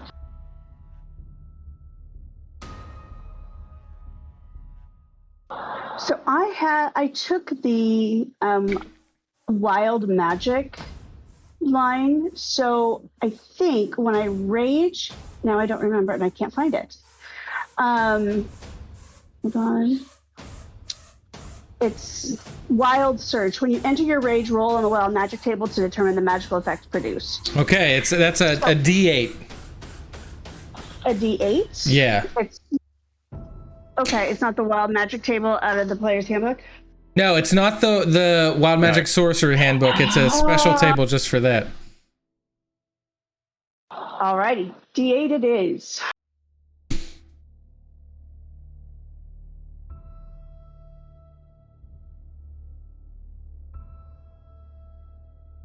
Be something good. Be something good. I'm getting used to the It's okay. That's okay. Be something. 3. Did it roll? It doesn't look like it did anything for me. First one was a 3. Yeah, first one was First three. one was A 3. An Got it. intangible spirit, which looks like a flump or pixie, your choice, appears within 5 feet of one creature of your choice you can see within 30 feet. At the end of your current turn, the spirit explodes, and each creature within 5 feet must make a dex save or take 1d6 force damage. Until your rage ends, you can use this effect again, summoning another spirit on each of your turns as a bonus action. Yes. Okay. So, I'm gonna put the flump because I'm not gonna do a pixie. It's got to be a flump. Between the vampire and the wall. Can I do that? Okay. Yeah. And then I'm gonna go right there. Okay. All right. And now I'm going to attack them. Okay. I can't find a flump. No flump in sight. No flump in sight. Probably because they all exploded by now. Exploding flumps. It's That's there. awesome. It's there. I can't find a flump anywhere. Okay. So No jellyfish mini. no, I didn't see one. Come on, Talespire. All right. You're there. So you still have your action. Correct. And I get 2 attacks. Okay. The first one.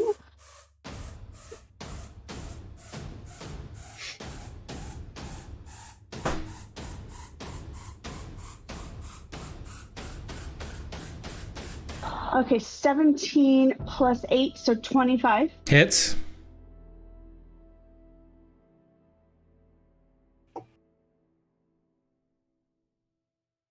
Uh, 7 plus 5, so that's 12. Does not hit. Damage? Oh, that's the damage? Okay. The damage, yeah. And then the second hit.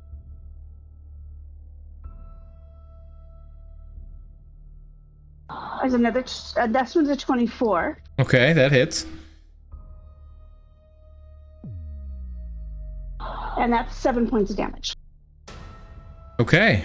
So you watch as Goatheart runs up, the two axes swinging, chopping. You can see he's in his same finery from earlier. Now he has this shield that looks like it has the top half of a skeleton attached to it. As he tries to bring his shield up, Goatheart is just too quick with her axes, striking 2 deep cuts. You can see the blood, the black blood, kind of pooling out. Fargus, you're up. Brother Mori, you're on deck. Oh, the flump explodes. It explodes. Roll your d6 damage. That would be 6. Okay. Max damage. Oh wait, let me roll a dex check. Failed the dex save. So 6. Okay, good. It's at this point that you see this flump begin to almost gyrate, and then it just explode, and you can see him kind of it hitting him from behind as he was focused on Goatheart, pushing him forward a little bit as he readies himself again. Fargus, you're up. Brother Moore, you're on deck. M3? M3 is on deck. Okay. Yeah, I was gonna say, wait a second. But yes, Fargus, you're still up. Gotcha.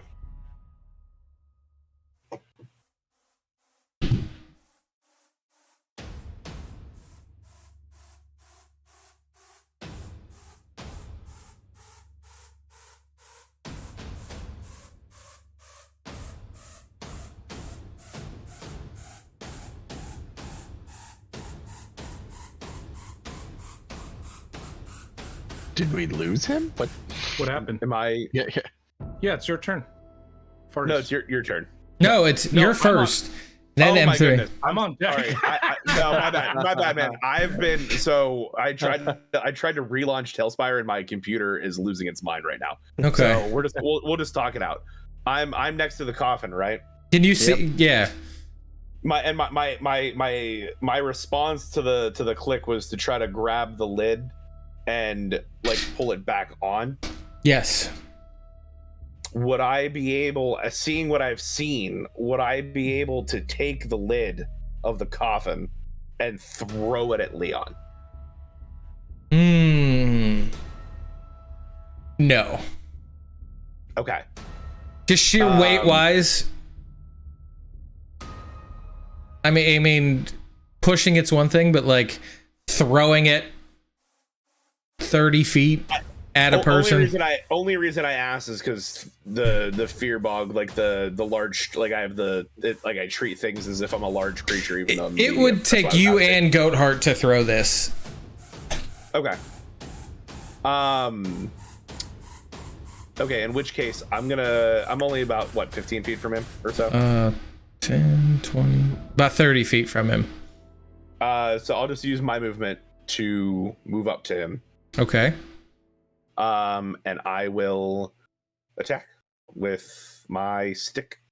I'll bonus action Shillelagh and that attack. Okay. All right, roll your attack.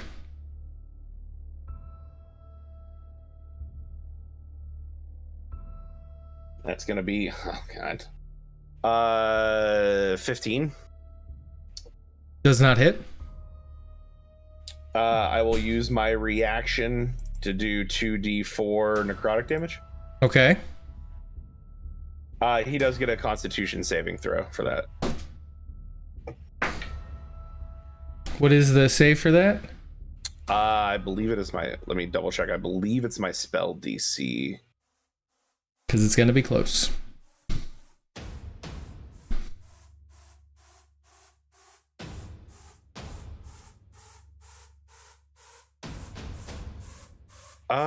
Why does it not give me?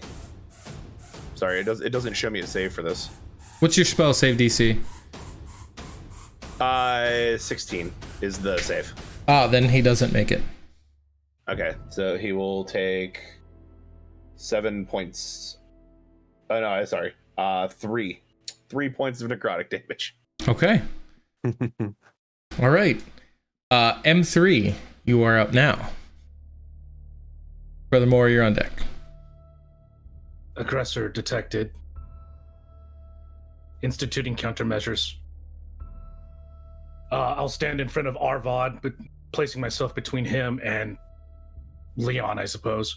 And I raise my shield up and call upon Ayun, Protocol, Undead. Turn. Okay. Spell Wisdom save DC 15. He rolled a natural 20 and an 18. Damn you, Ayun. And then Told you Ayun is a false guy.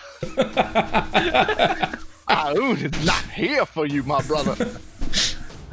make it up to me. And then I cast Spiritual Weapon. Okay. And I'll place it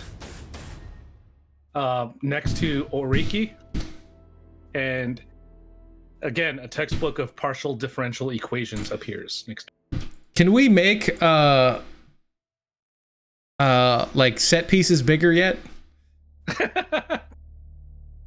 Make a big book. No. Yeah. No. All right. I think you just have to use that mace mini.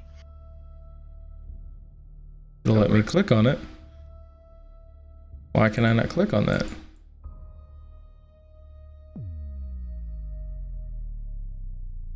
Weird. I know, right?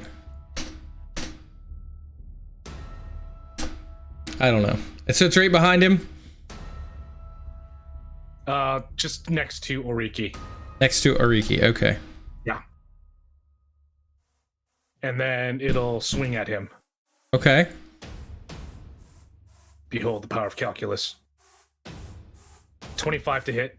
25 hits? Yeah. And then damage is... Just remember to use this. 6. 6. No. 5. Radiant damage. Ooh, radiant damage. You see as this large book just appears and just smashes. Poof. He kind of shoulders into it, and you can see that as it hits him, he kind of flinches just a little bit. Brother Moore, you're up. My brother, I see that Ayun betrays you. You must use your magic from within. And I will just move up a little bit here, and as a bonus action, I will cast Healing Word, just level 1. Okay. Onto my brother Arvad. I have seen him go down, and I cannot let a false god be the reason for a brother's death. Okay. So let's see. That is what just level 1. So this would be a D4. Okay.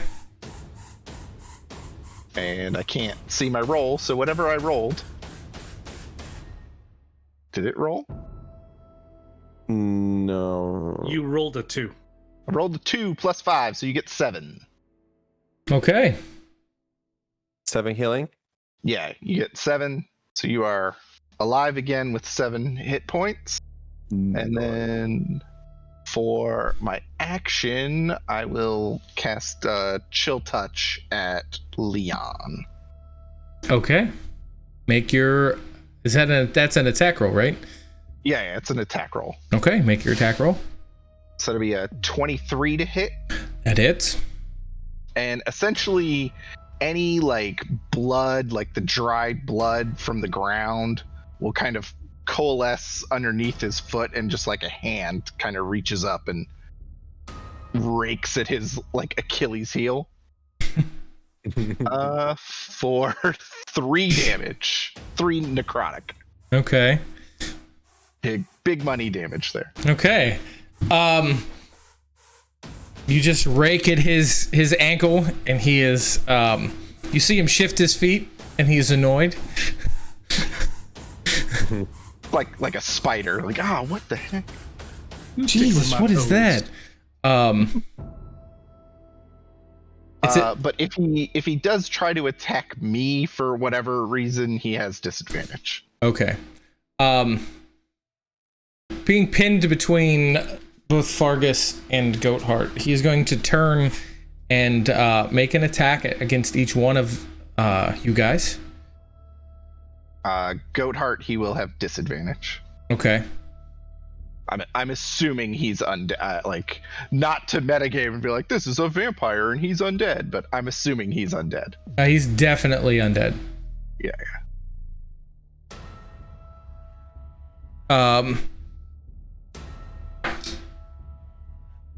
So that is...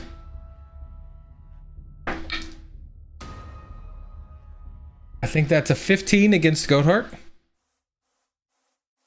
That hits. Okay. And that is...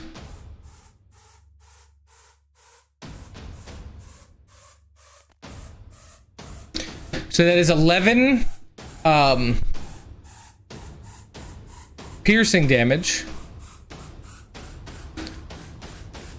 And 3 necrotic damage. Now, how do you do halves? Do you round down? Yeah, yes. No, you Okay. round... Yeah, you round down. Okay, so that's because I'm raging, I'm resistant to piercing, so that would be 5 piercing and 3 necrotic for a total of 8. Okay.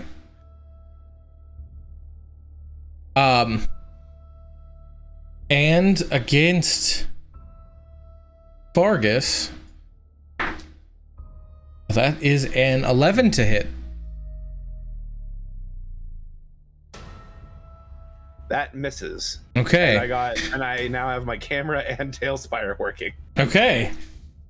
So you see as he manages to slice, kind of swinging this broken sword, cutting across Goatheart. You can see the blood kind of slide down the blade and wrap kind of up his hand, fading in under his sleeve.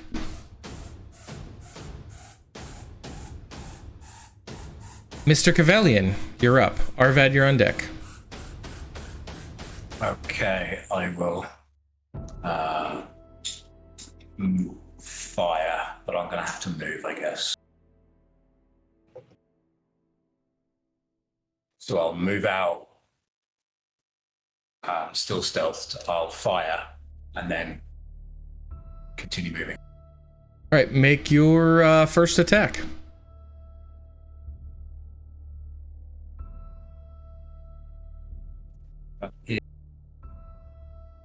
Say again. AC 22. That hits. And I'll also use sneak attack. Okay. Get them dice rolling.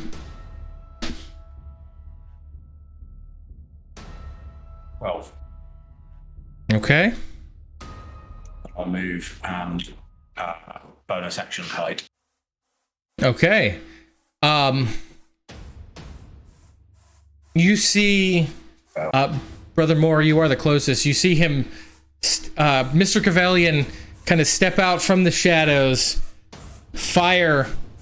You can see that Leon isn't really looking for this attack, so it hits and does a good deal of damage as you see Mr. Cavalian sneak in behind you and hide behind a pillar. Arvad, is that anything else, Mr. Cavalian? No, that's me. All right. No. Arvad, you're up. Goatheart, you're on deck. So I stand up. I'm not really sure what happened, but if I move now, he won't attack me again, right? Because he's not really engaging with me anymore. You'll find out. Well, I guess I will first cast Vicious Mockery, and you hear sort of like Arvad's voice changing as he says something like "Yaf Odzum Warisawer," which is His insults in Infernal. And I cast Vicious Mockery to Leon. Okay. So I think it's a wisdom saving throw, right? Wisdom saving throw.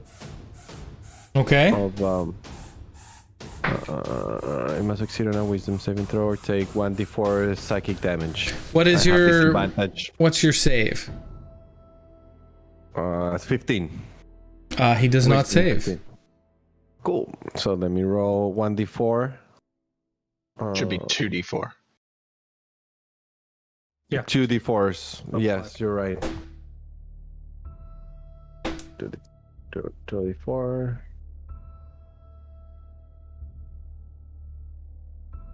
I don't see my rolls. That's a total of 4 from the 2d4 itself. Okay. Okay.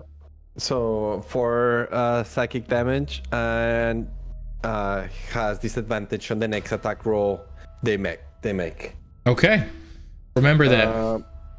Yep. And then I take out my book and I read from it as a bonus action towards Godheart, and I say, "The joy of sweet corn," back to my normal voice. "Taste of sun, of summer and butter. This morning I forgot to floss." and she gets bardic inspiration dice. Okay. And yeah, and that's it. That's my turn. What's your inspiration for dice? Is it a D6? Yeah, let me see. Let me check. Yeah, I think at this level it's still 6. Yeah, I think it's a D6. D6, yeah. All right. Anything else, Arved? Nope. That'll be all. All right. Goatheart, you're up. Fargus, you're on deck. Okay. Since I'm raging, I'm gonna hit at him twice with my axe. The first time, I get a 27. Hits. Woo! 6 damage. Okay. On the second time, I missed. Okay. All right. You see Goatheart's come in with her axes, swinging. The first one cutting across him, even though he tries to dodge. The second, he manages to bring his shield up and kind of parry it backwards. You can see some flecks of bone coming off as the axe impacts the skeleton on the shield. Fargus, you're up. M3, you're on deck. All right, so I'm right next to him there. I guess I'll just attack with Shillelagh. He hasn't moved out of range, so I don't need to do that. So Is it too hold late on. for my flump? No. Sorry. Go ahead, roll the d6 for the flump.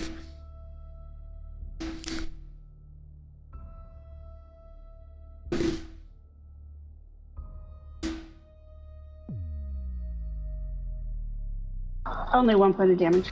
Okay. All right. Go ahead, Fargus. You're going to attack him? Yeah, that's a 23. Fargus, Oh, yeah, my bad. Good. but Fargus is also within 5 feet of the flump. You could set it so that it's Can I- not in that can I move space. it? Yeah, Okay. you I'm gonna move it so that it's a little further away and nobody else is getting hit by it. Okay. All right, so you're attacking Fargus. Yes. Okay. So attack action 20. Does a 23 hit? Yes. So I will be doing a d6. So that's gonna be 6 points of necrotic, Okay. as well as 10 points of shillelagh damage. Okay. What is shillelagh damage? It's bludgeoning. Okay. It's just I'm hitting him with a magical stick. Okay. And then I will use my reaction to do my Halo of Spores damage, so another 2d4, 16 Constitution save. DC 16 Constitution save for him. Lest he take 2 whole damage. He did not save, so he took 2 whole damage. So that's 10 regular damage. I don't know if it makes a difference. I'm just breaking it up. But so 10 regular, 8 necrotic. Nope. All right. Anything else? No, that'd be the whole turn there. But no one's. I will bonus action level 1 healing word. Arvad. Okay. Arvad, you get. Wow.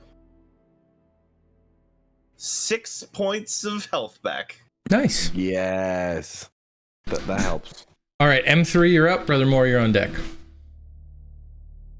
Strategic repositioning, and I move my spiritual weapon 5 feet over, so Okay. it's not occupying the same space. So it's still within swinging distance. 5 feet here. Yes, perfect. Okay.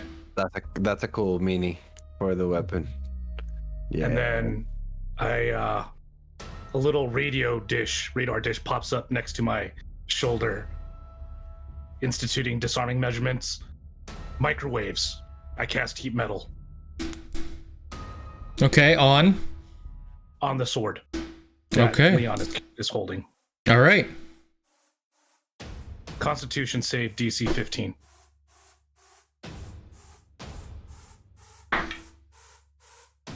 Okay, he saves. Damn it. And He I still move in. takes the damage from it, doesn't he? Even if he doesn't drop it, he still takes the damage. I think he doesn't takes it if he only takes it if he doesn't drop it. Yeah. Oh, but he did drop it in time, so he No. lost his dagger. No, he has it. He saved the con save. Oh, okay. So, wait. He takes the damage yeah, anyway, and Yeah. if he takes the damage, then he has to save to hold on to it. So he takes that damage anyway. Yes, he still takes 2d8. Okay. Yeah. But then he drops his sword. If he fails the He Constitution. saved to drop to save it. Yep. So that's roll. 10 damage. 10 Fire. damage. Okay. Fire. He also has disadvantage on the attack rolls holding that object.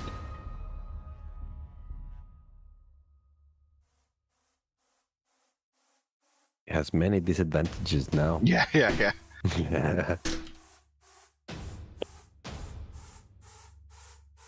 Okay. What else would you like to do? I move in, and that is the end of my turn.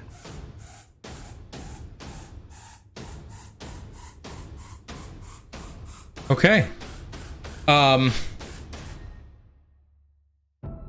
right. Brother Maury, you're up. Brother Maury's just gonna get a good angle here, and let's see, what level am I gonna do this at?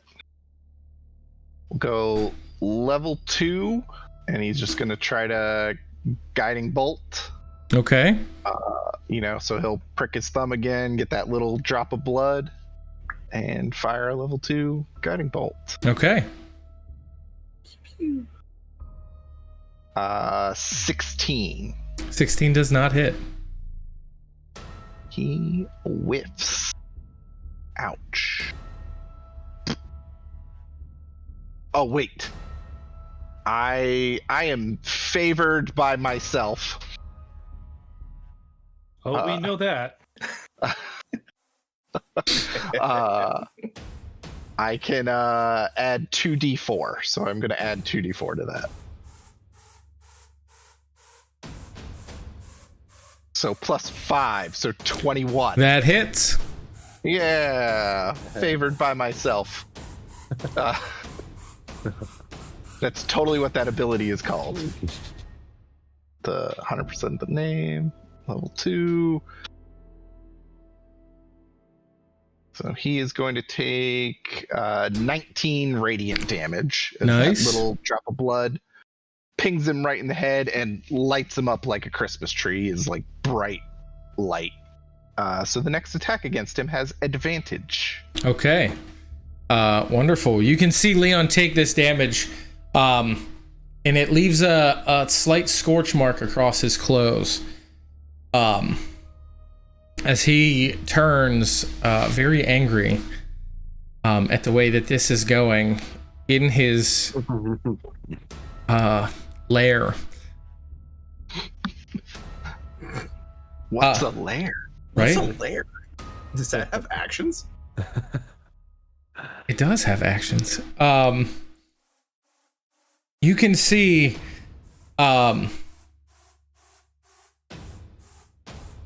he is beginning to get angry. You can see that his fair humanoid features that he had have kind of contorted a little bit to be a little more bestial. And being very upset, he's going to turn and make 2 attacks against Goatheart. The first, I believe, is at disadvantage. All of them are at disadvantage. Yeah. Advantage. Oh, Because yeah. of the vicious mockery and the metal. Heat metal and the protection from evil. Oh, and yeah. good. Like, there's so many things giving him disadvantage. So that is a 21. That'll hit. What? And his second attack is a 14. That does not hit. Okay. You see as he kind of pulls the blade back and attempts to stick it into Goatheart. That is 12 points of piercing damage, which would be halved to 6. And wow, rolled really well. 12 points of necrotic damage. Okay. As you can see, he sticks the dagger into Goatheart's side. As you can see, the blood, as he pulls it out, kind of pour down the blade and wrap up around his hand. You see, he takes a deep breath and lets out a slight sigh. And he's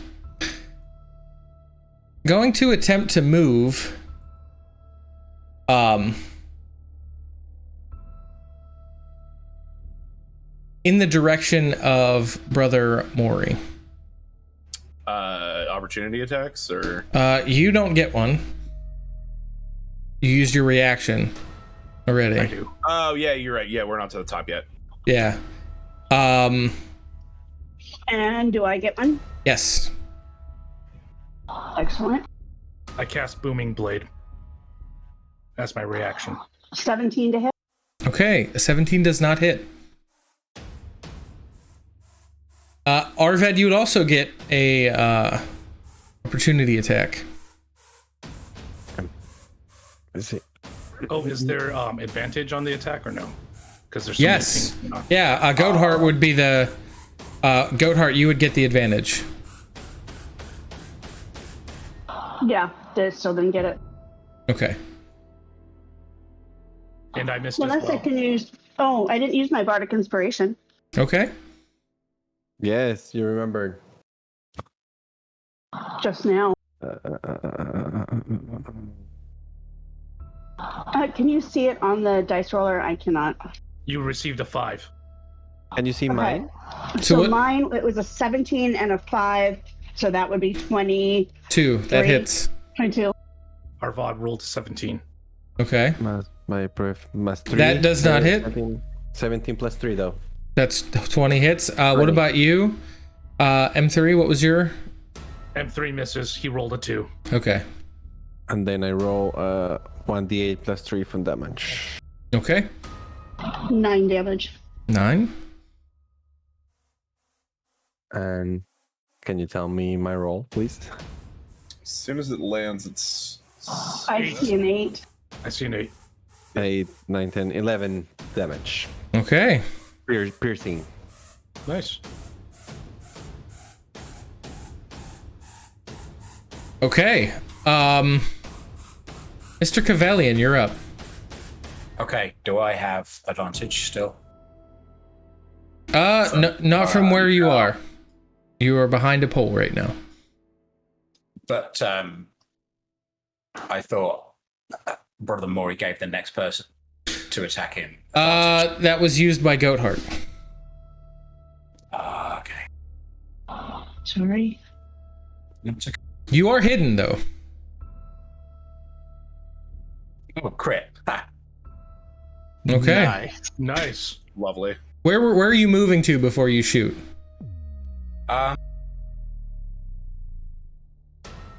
He is.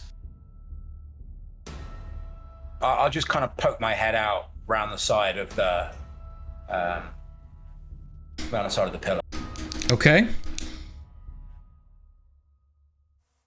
All right. Sort of there. So that's a critical. All right. Roll your damage. 22. Okay.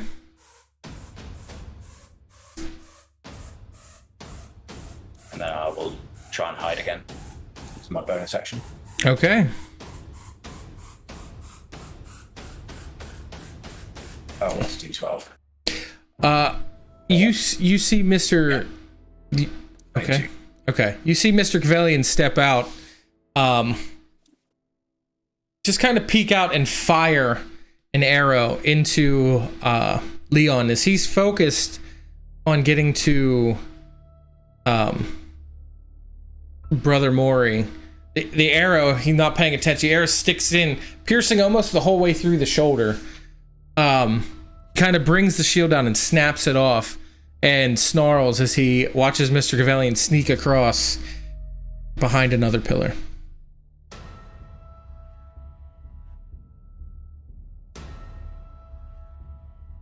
That is Arvad, you're up. Goatheart, you're on deck.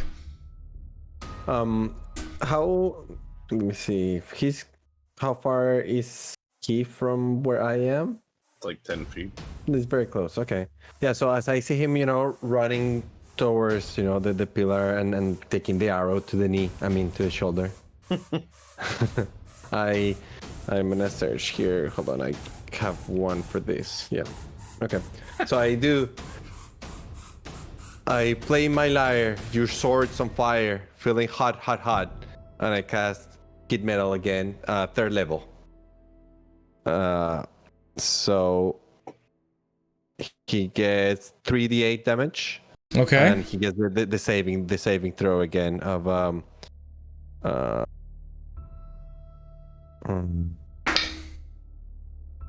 Okay. Constitution saving throw.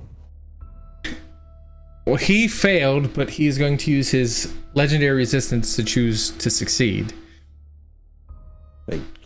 All right, but he still gets the damage, right? He does still take the damage. Yes. Okay. 3. 1, 2, 3. Hold on.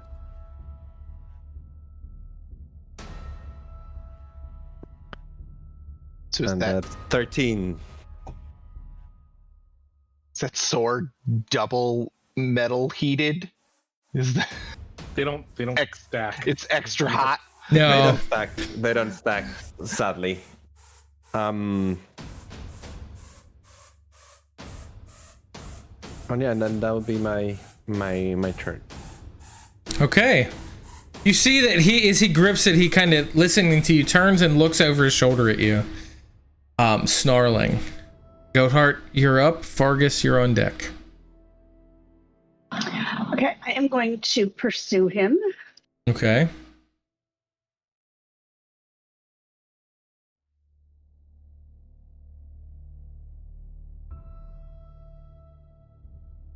There we go. And I'm going to hit him twice with my axe, and I'm going to bring the flump with me so that the flump is right next to his head, too. Okay.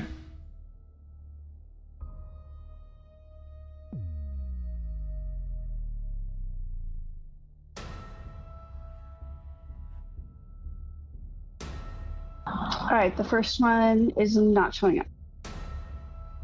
Is what? I'm trying to roll it on the dice roller, and it's not showing up. It's a 17. So, okay, 17 plus 8 is 25. Hits.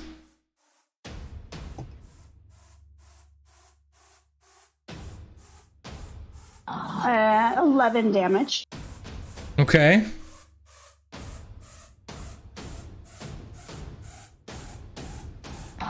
The second one's a 19 to hit. 19 hits. Uh, 8 damage. Okay. And then the flumph. A whole 1 point of force damage. Flumph. Flumph. It's just a fun word to say. It is Right? a fun word to say. Flumph. That flumph is putting in work, man. Right? For those of you at home, say it with us. Flumph, flumph. It's like a weird episode of Dora the Explorer. It is. You watch as he is getting angrier, from the attacks and from everything going on. He turns to you, Goatheart, kind of face twisted. I'll get at least one of you. And he turns and he makes his way over in front of Arvad. Any chance he has entered within? No, never mind. He's 15 feet out. Because we're back to the top of we went through the top of the order, right? So I have my reaction back. Reaction comes back when it's your turn, not the top of the order. It goes from where. My bad. I don't know. For some reason I thought it was top of the order. You can do it both ways. I just do it from your turn because it would be weird to take one and then take another one if it just rotates to the top. Gotcha. But Fargus, you are up. So he just moved. I am going to let's go right here. So I go around or jump over the or step over the sarcophagus, whatever's easier. Right. Move right to there, and then I am going to cast Moonbeam. Okay. And instead of what you think of Moonbeam being Moonbeam, there's these like shimmery spores that just start to swirl in a 5-foot cylinder about him. And he is going to take 2d10 radiant damage. He does have to just making sure, I believe it is a con save. If you could do a con save for me. It is 2d10 or half on a successful con save. Well, that is his con is pretty decent. 22 on the con save. Yeah, that will succeed.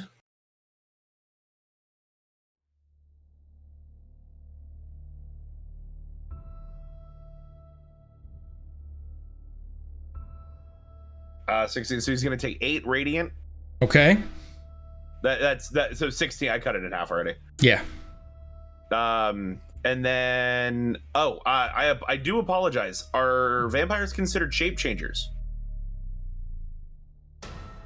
Because if he is a shape changer, he would have disadvantage on that con save. No. I don't think they are. They're just undead. They're considered undead. Okay. I because he can like turn into a bat and stuff. I didn't know if they were considered shape changers or not. It's not like shape shifting. It's more of a magical polymorph. Gotcha. Just making sure. There is something about if it fails. Okay, cool. If it fails, it's for future reference. As long as he's in there, if he does fail, he is going to revert to like his original form. But I guess he's not a shapechanger, so it doesn't matter. But yeah, so just 8 radiant damage, and then I will my turn again. So I will just use my reaction to do the 2d4 necrotic. Okay. One more con save for me, if you'd be so kind, good sir. That is a 16. Is it meet and beat for saves as well? Yes. My DC is 16. Yeah, Okay. so he would save. He does save. So there's just some shimmering spores circling him. All right.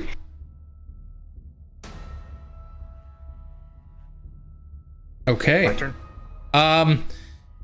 You are technically up, yes, but you see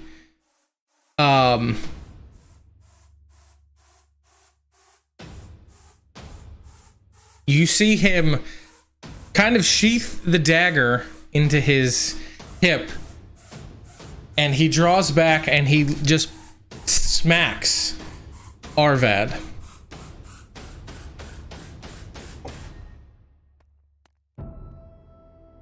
Does a 24 hit? Like he just punches him. Yes, it does hit. And that is 5 damage.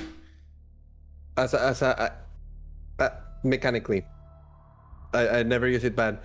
Cutting words, I can use it as a reaction to that attack, right?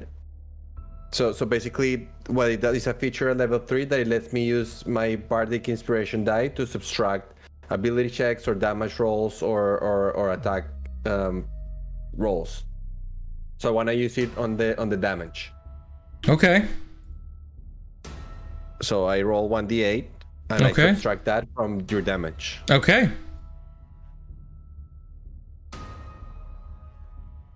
Four. Okay. Is fun.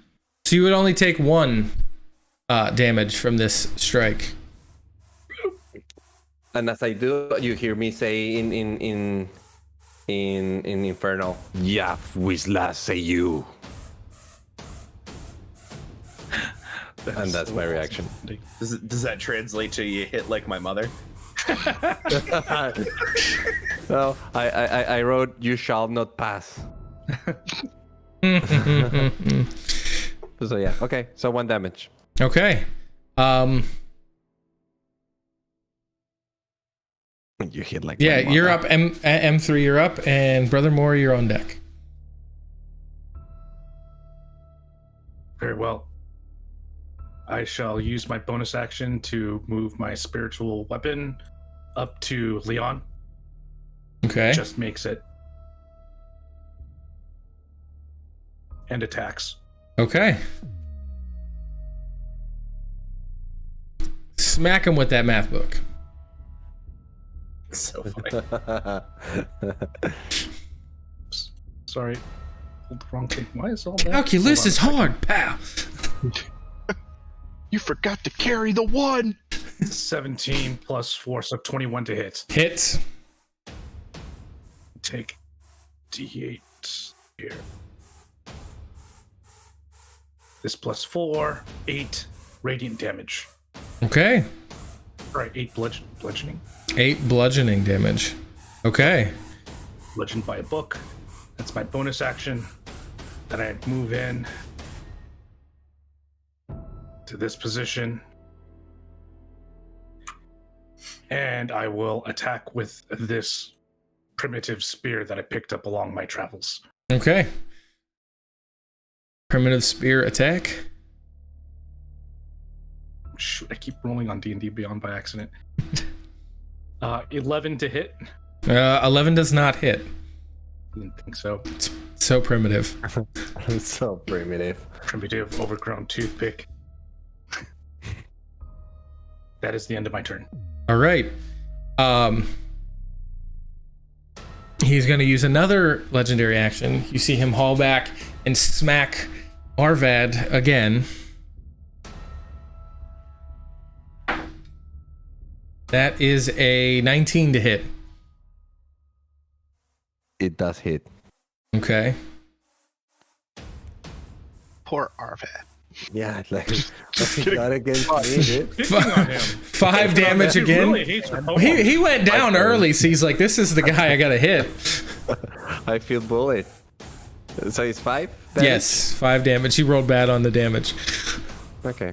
Yes. Not bad. I look pretty fucked up, but I'm good. I'm still there. All right, Brother Moore, you're up. I'm still there. Still there. I'm still here, guys. I'm holding all right. on. So being that he's not still coming towards me, or I guess first, Brother Mori's gonna move kind of to get a better angle on him. Okay. Here. Going up there. Yeah, you know, gotta get a good angle. Don't want to like hit my friends or anything. You're just chilling back by the pillar. It's all good. Yeah. I mean, it's also like a safe spot. That reminds me of someone. Yeah. I don't know who. How tall are the ceilings in here? Just 15-ish feet. all right. That's good to know, but for now I'm gonna guiding bolt him again. Let's go. Let's just blow this last level 3 spell slot. Sure. Why Okay. not? So, little drop of blood. Oh, this is awful. 15. Does not hit.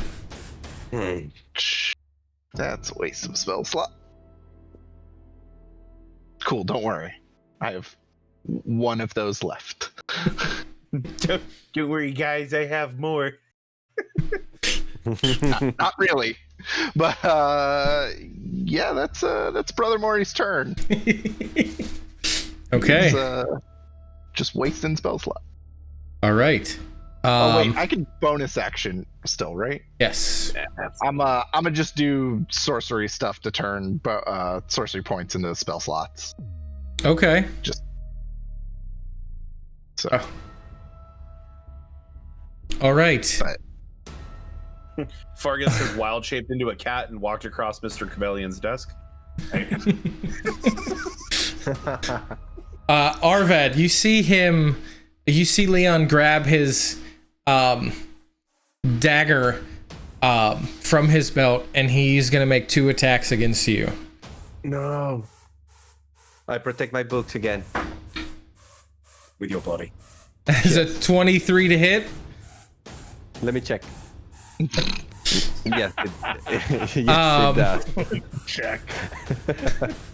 And that is 11 piercing damage and 8 necrotic damage. Question: is anybody still concentrating on heat metal on that? I haven't let it go yet. oh, Because he would take the heat metal damage again if he grabs it again. Yeah, he would. Yep. On my turn. I'm trying to see if he. No, with heat metal, it's when they come in contact with it. Yeah. So give me the damage for that. Okay. And since it would have been at disadvantage, his other roll was a natural 20. So that's 7 heat metal damage. Okay. 7 fire. Continuing to microwave metal. Kids, don't try that at home. Whatever damage I got, I'm down. Okay. I'm down, very down. Again. It's all good, buddy. Unlike our sorcerer, I got spell slots. Oh man.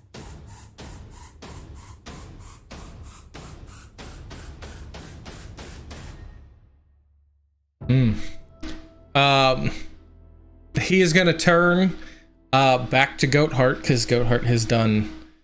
Actually, yeah, he would turn to Goatheart because Goatheart has done the most damage and is right there, and make the other attack against you. Excellent. That is a 19. That'll hit. Okay.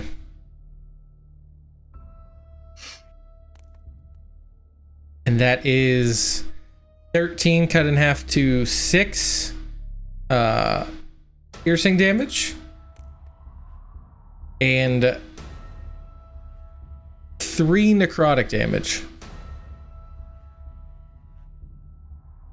Okay. As you can see that blood, both from Arvad and from Goatheart, pulling up the blade and down into his arm. You can see he almost looks refreshed. Does my blood make you feel better? All blood makes me feel better. Mr. Cavelian, you're up. Okay, same old, same old. Okay.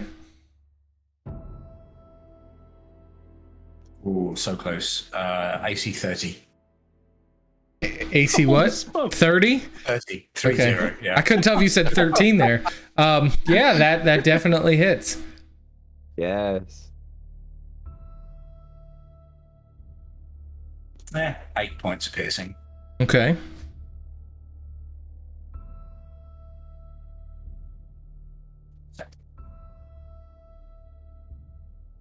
Okay. And I'm guessing you're back to hiding. Yeah. Absolutely. Okay.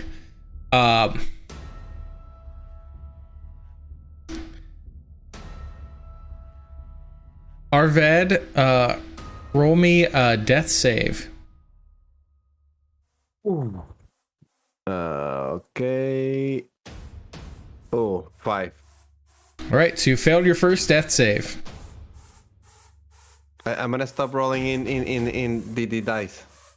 That's where we roll, buddy. We have the worst Don't blame. rolls. It is Don't blame the platform. dice roller. It is statistics. This is called botched rolls for a reason, my guy. Yeah, I think it's the title itself that's causing these rolls. It's not the platform. All right, Goatheart, you're up. Maybe change the color. Yeah, maybe. Okay. Alrighty. Same thing. Gonna smack at him for a couple of times with my axes. Okay.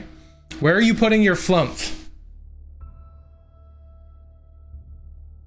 That's a fine question. I'm gonna put my flump kind of, since everybody's around him, kind of in front of me, but maybe, just kind of so that it's just gonna hit him.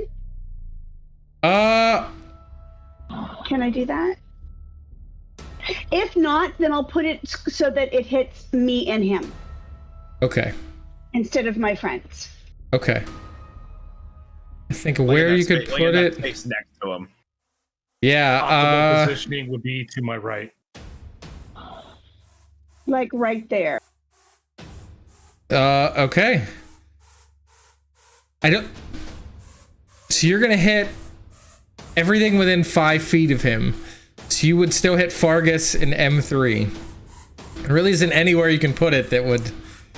If she places it here, it'll just get me. I can take it. Okay. I'll put it there. Okay. All right. My first axe hits. 19. Hits. That's going to be 7 damage. Okay. The second one is going to be 21 to hit. Hits. Nice. That's 6 damage. Okay. And then the flump. The flump just isn't doing very well. It's only 1 point of damage. Okay. It's more than 0. I have to make a concentration check. Against what? 10. DC 10. I roll with advantage though. That's nice. That first roll already passes as is, but Okay. yeah. Can't really critically succeed a Constitution check. Yeah. All right. Fargus, you're up. M3, you're on deck.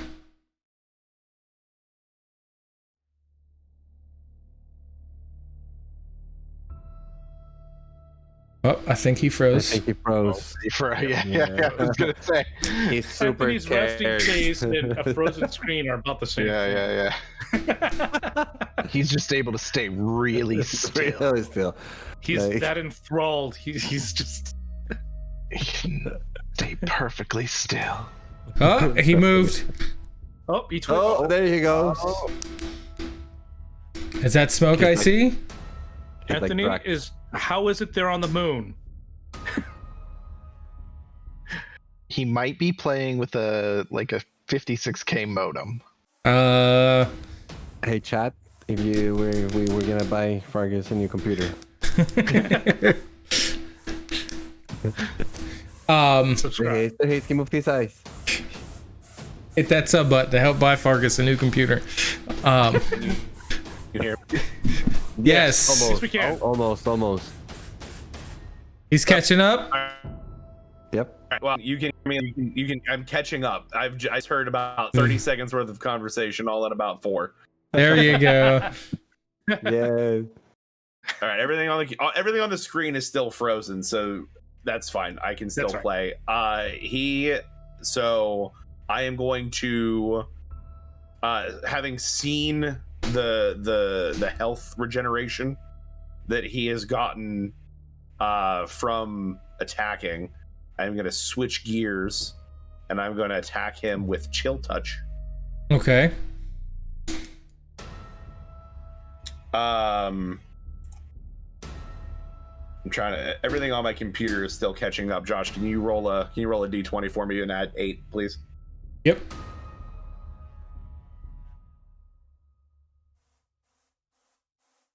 Okay, I don't know why it's not rolling, but there we go.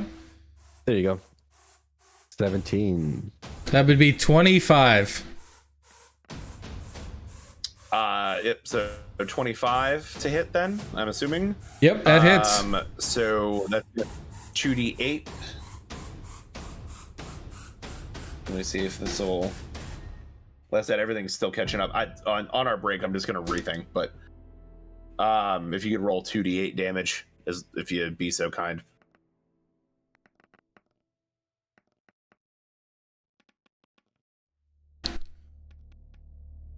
That is 5. And he's gone. 5 damage. 5 damage. Yeah. He has disadvantage and probably some other stuff. Yep. We have disadvantage because we're all in the wrong place. If you hit him with Shillelagh, then he would also have 2d4 with the possible necrotic. I think Chill Touch is his action. Yeah. Oh, okay, never mind.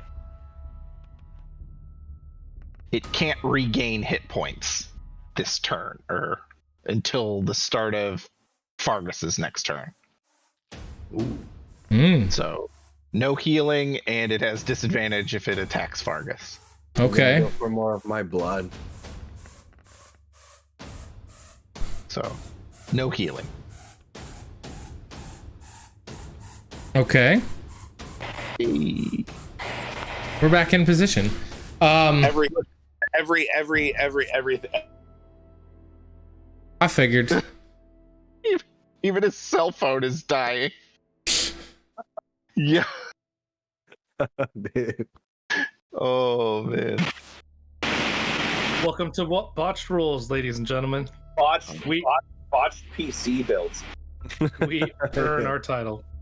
Botch Master Race, PC Master Race. Did you roll the 2d8? Yes. for damage? Yes. Okay. So you cannot regain hit points. Start of my next turn. Okay. And he is still gonna take the 2d10 radiant damage with the 16 con save from the moonbeam. Okay. As he still has. Well, he would have failed, but he chose to succeed. Is one more left. So he will take half of the 2d10 then. All right, let me roll your 2d10 then.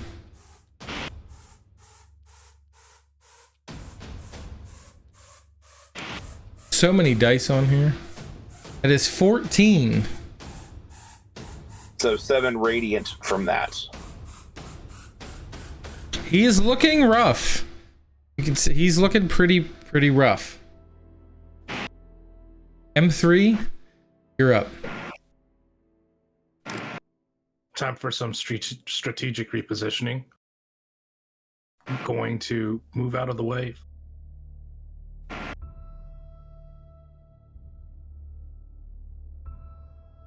I'll move here. Strategy. Let's get you away from Arvad. And I cast Thorn Whip. And my length of barbed wire whips out at him. Just whip it at him, huh? Yes. Okay. And He likes it. is that +6? Does a 16 hit? Does not. Darn it. Okay, bonus action. Heat metal. My microwave beam continues to heat the longsword handle. Okay. Roll the damage on that. And that is a 6 fire damage. Okay, you can see the hand that he's holding that in is beginning to like blacken and smolder.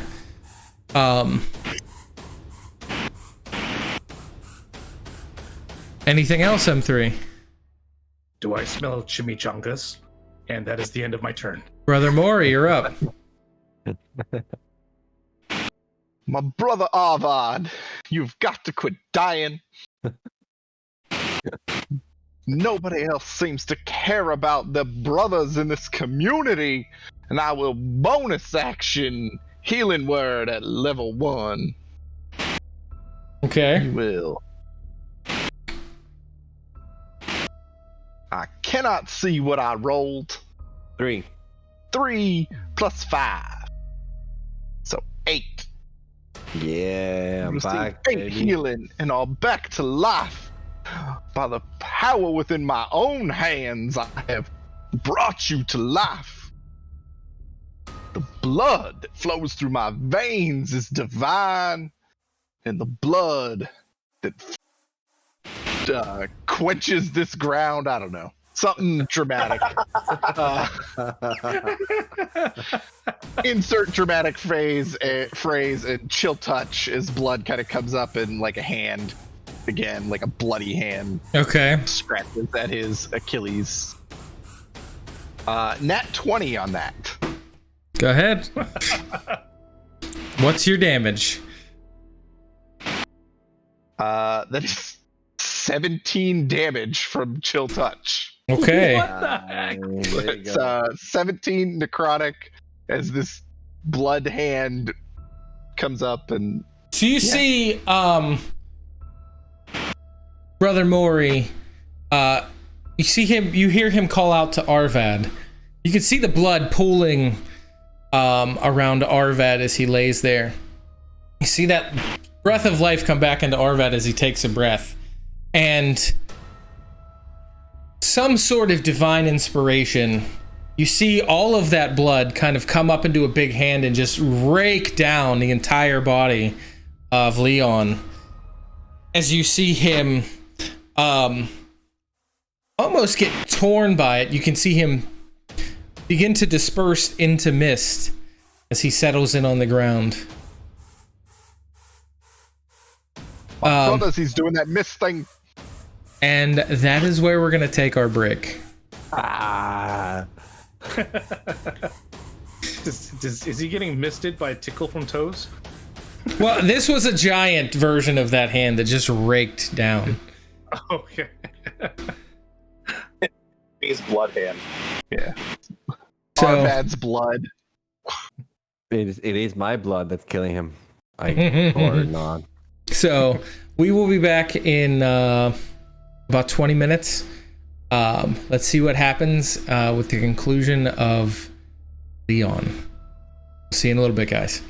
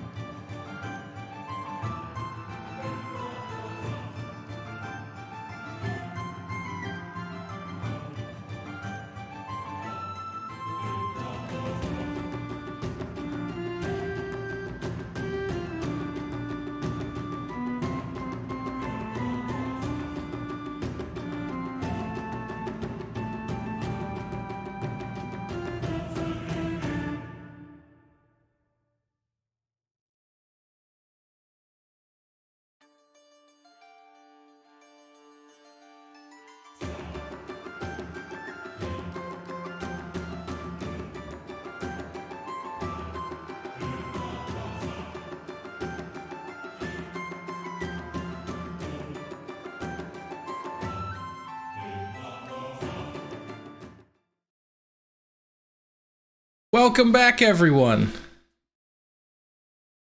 I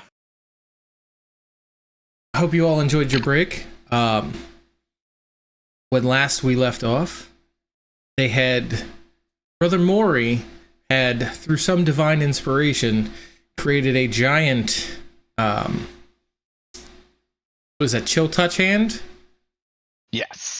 And yeah, giant, out of Arvad's blood, as he lay on the ground being recently resuscitated, and scratched and cut through Leon as he began to turn into mist. And that's where we're going to pick it up. We're out of initiative order. Worth noting, I don't know if it affects anything or not, but he can't regain hit. He's like in the radiant damage, so I don't know. Like, I guess what I'm saying is Moonbeam is still on his mist. I don't know if that radiant damage area has anything to do with his health regen. No. Okay. Is anything happening to the corpse like with the others? Like his corpse? No, he literally just became mist and is settling down to the ground. Is it moving anywhere? It's slowly pulling towards his coffin. I go over and try to pull the lid shut. Okay. Set fire to the coffin. Not a bad idea. Stone. Oh, is it? It's stone. Yeah. That's not a coffin, it's a sarcophagus. Yes. Is there wood furniture in here? No. The chair? Just the chair. It's leather and wood, yes. In goes the chair. Yeah. In goes the chair, in goes the torch. Yep. Yeah. Then go some more oil. Well, you've used all your oil. Is there anything unburnt from the firebomb we made in the middle of the room? No, it burned pretty hot and pretty fast. Oh. There's still some furniture, though. We didn't set fire to all the stuff outside of the door like we were going to because the door shut and trapped people in. So I'm going to go and grab the wood and the kindling that we put outside the door. Okay. There is another option as well if we can manage it. Make a strength check to open the door, Mr. Cavalian. We can also try to drag the sarcophagus out into the daylight after the mist has gone in. And then pop the top. Oops. I don't know. I don't know if that's possible. We have to go like 2 flights of stairs, I think, or something. It's going to be very hard. Help me open this door. Fargus, make a strength check to push the coffin lid shut. So I do. Sorry, ignore that roll.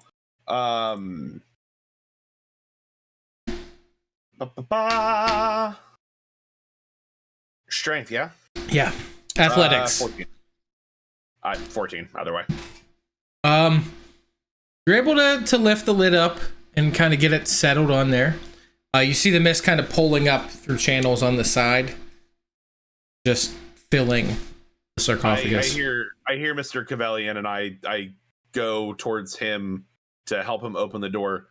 As I'm walking over there, do I see like a rope or anything around the top of the room that is like contraptioning? Like when we pulled the first one off, do I see like a rope or that runs like straight across the center? No. Yeah, just like pulleys or anything that's like near the door that's like attached to it that's making it hard to open. Make an investigation check. Investigation or perception? I ask only because I'm looking. Are you looking out in the open or are you investigating the door? No, I'm investigating the door like as I go up to it. Yeah, then it's investigation. And I keep rolling on beyond by accident. 19. Yeah, you see coming out of the stone a piece of heavy rope that is attached to the top of the door.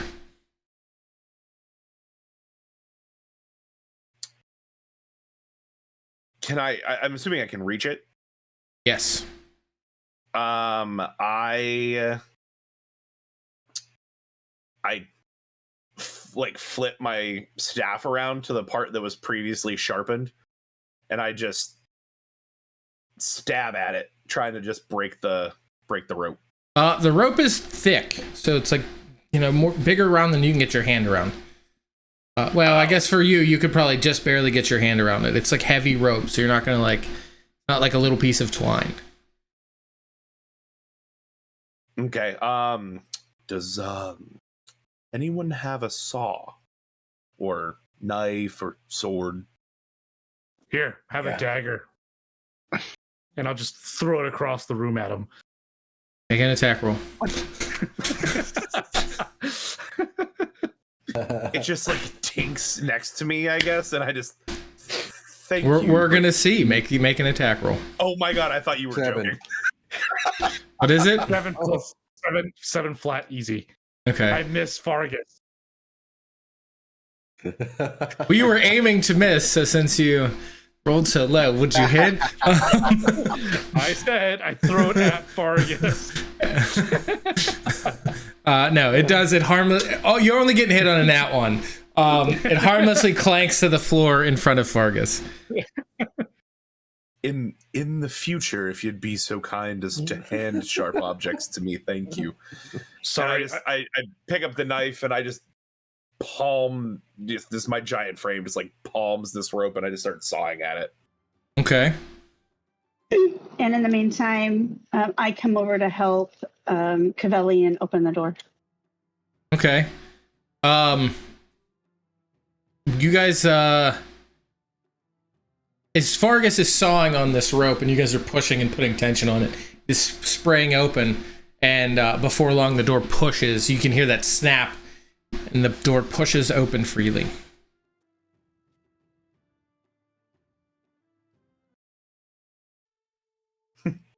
Does anyone have a mirror? Makes the dream work. Mirror. No, A mirror. I don't have a mirror. Polished metal. A shield? my shield is polished.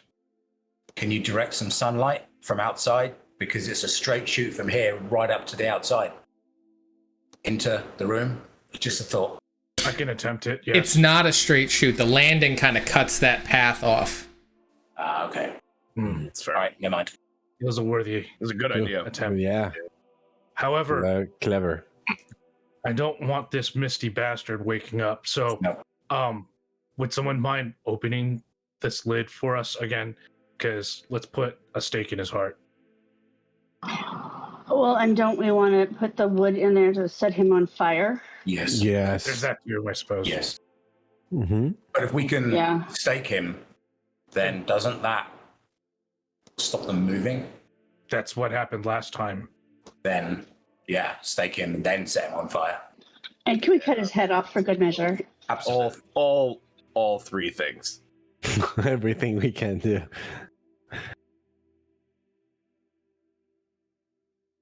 Brother Mori will already start lighting a torch. He has flint, torch. Okay. Doors. He has a tinderbox. A tinderbox. Now that the door's open, Fargus just grabs like an arms full. Like he just like scoops some of that like wooden furniture we had piled up. Okay. As you slide open the sarcophagus lid, you do see him in there beginning to rematerialize. Well, that's just annoying. Mm. I pull out the wood stake that I kept on reserve, and I look at where his sternum is, move slightly to the left and up, and I stab down. Should be right about here. Okay. You feel some resistance as it punctures through. There. Just like a bug collection.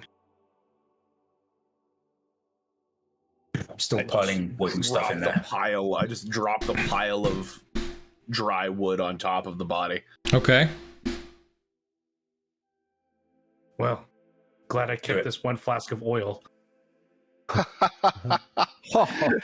Conveniently, It slipped my mind earlier. I didn't share. All right. So you guys are lighting the inside of the sarcophagus on fire. yeah, I'll take the Yes. torch. Hell yeah. Yes. My brother, you were a false martyr for immortality. You could have served us, but instead you were selfish individual and tried to keep for yourself and not give back to the community. And I will drop the torch in. You begin to see all the wood inside, including the stake, begin to burn. Oh, Oriki, if you don't mind, off with its head. Sure thing. I assume I need to roll the hits to take his head off? No, you can very easily cut his head off. Excellent. I cut his head off. Okay. How come I had to roll earlier? Is that's all the things. Is he done? Are we done? He is not. You can see it's scorching him, the skin, but it is not destroying his body. All right. But Keep hacking at him. And the stake and the beheading didn't. I mean, he's do not anything moving. with that? The stake is currently burning, as is the rest of the, like livery, the lining and whatnot in the sarcophagus. Is he burning? I'm gonna grab his head and go outside with it.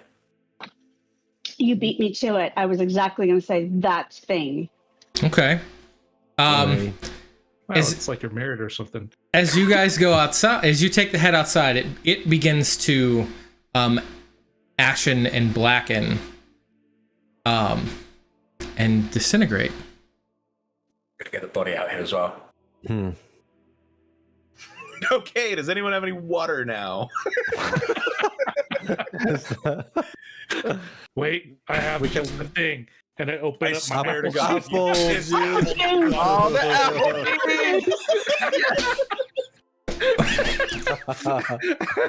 baby! Oh my gosh, yes, pee on this vampire. Oh. You guys That's owe the me some name. apples after this. Oh. I didn't think this was Brother Maury's kink, but apparently. Here for it. And the stream name is Pee on This Vampire. This vampire. Pee on me on. I thought it was going to be Bart Simpson meets The Walking Dead. Oh man. I can't throw two copyright terms in the same title. Okay. Are you peeing on him, M3? I do not urinate. Are you giving him the apple pee? I am simply giving You're offering him the apple pee. the apple juice that I was holding on to. Now I have to get another yeast infection. Damn it. We'll find you more yeast. You see that as he pees on him, some of the wood that was inside, smolders down and dies down a little bit. The body, however, is not destroyed. Let's drag this out. We should cut it in pieces and each of us carry one piece.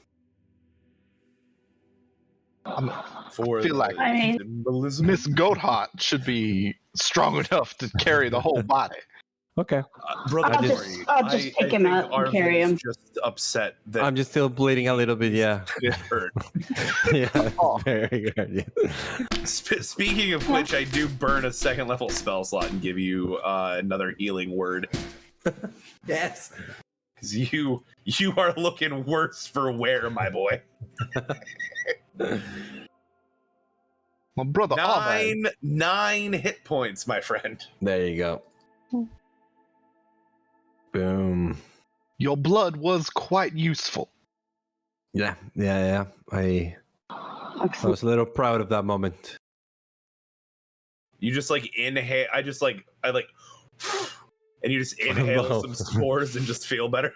Oh yeah. Yeah. Start seeing colors. The walls start talking. Why can I hear purple?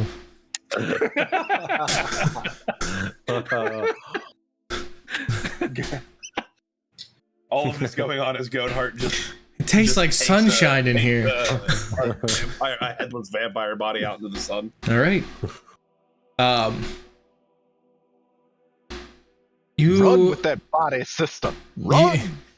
you watch Goatheart carry this vampire still smoking in some areas as Goatheart begins to step out into the sun. Body does begin to blacken and crisp and break down. Before long, the body falls through Goatheart's arms. The only three things clattering down are a single ring with a large red ruby, the sword or the dagger that he was wielding, and the shield that he had. I wanted to. I'm still. I was in the room when they were walking out. Is there? Can I just search the room to see something else, something maybe of value that was left here before I leave? Sure. We haven't left yet. I'm still in there with you. Okay, so you're with me. Yeah. Okay. We will work together. And here, You needed to be like M3 and loot before the fight.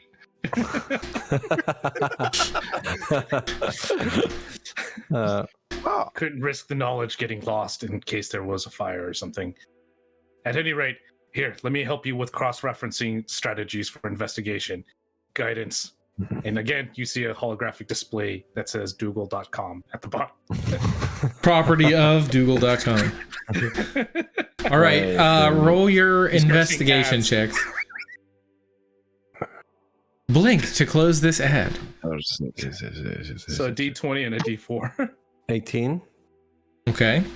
Oh, so I get a +4 too from A D4. a D4 from the guidance. Okay. D4 from the guidance. So I get in my roll was 18 plus a D4. That is gonna be 22. Okay. Are you searching as well, M3? Yes, I am. All right, roll your investigation check as well. Net 20! 20, baby. Okay. So, 23 plus 3, 26. I spy with my Warforged eye. I'm trying to find the smell, the purple smell that I feel. Where is this purple smell? Jesus. M3, you find a crate. That looks like it is more recently placed here than the others in the room. Inside, you find it is full of red apples. Yes, nice. Red delicious. Does it count as metagaming if the DM does it? Nope. Entertainment purposes. Arvad, you are able to find the remains of 2 skeletons that have long since disintegrated and are covered in. Like, the skeletons are there, but everything else is disintegrated. Is covered in dust. Mickey's like, how do I get a 3rd level spell slot back? Oh, James Franco. James II. Okay. Well, we have to have a whole new name for I'm keeping a running list. James Franco is dead. His day is gone, so. I followed Goatheart outside. Okay. As the ash disintegrates and whatnot, I'll use my Fearbog magic, detect magic, to see if I'm getting magical auras from the items that had dropped. From all 3 of them.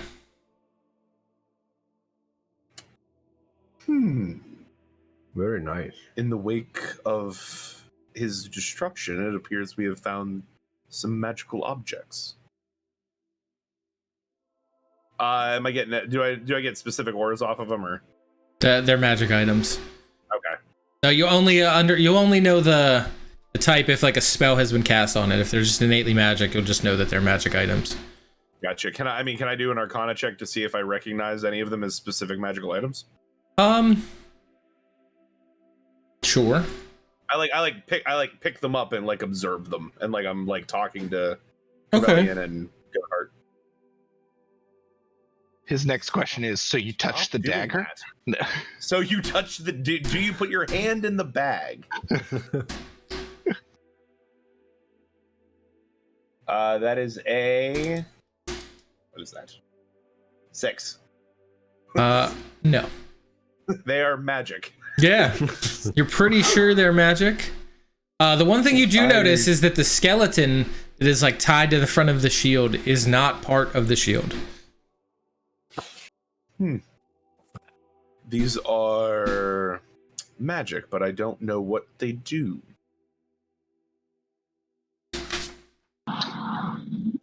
Well, let's just take them with us, and we'll find somebody to figure it out.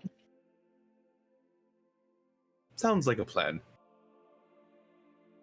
I'm gonna take a femur from one of the skeletons that I found, and I'm gonna go out. Okay. I grab all the bones. Can reconnect them You have later. like 2 skeletons worth of stuff, bunch of books. Yeah. The tibia's hanging out. I I have one wrist is paper. just dangling off of something. What is the average one- weight of a skeleton? Dry? That'd be about 30 pounds. Right. It weighed that much. Like 20.5 pounds. 30 pounds of bones, roughly. This is D&D. We do real math. We do research on how much a human skeleton weighs. Yeah. He did not say they were human. That's true. He did. Well. Depending on Twenty, the height yeah. of the person, 100-pound person weighs about 15 pounds of bones. Okay. So 200-pound person would be 15 pounds of bones. Yeah, the average skeleton weighs about 20.5 pounds. So you're carrying 40 pounds of bones. Foot bones connected to the ankle bone. I can't believe you're taking skeletons now. I have one femur. So 39.4 pounds is what he's getting. because I have one of them.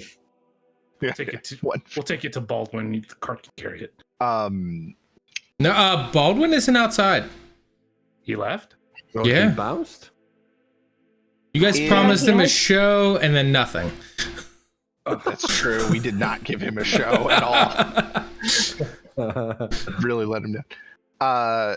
Is there like a pool of Arvid's blood on the floor?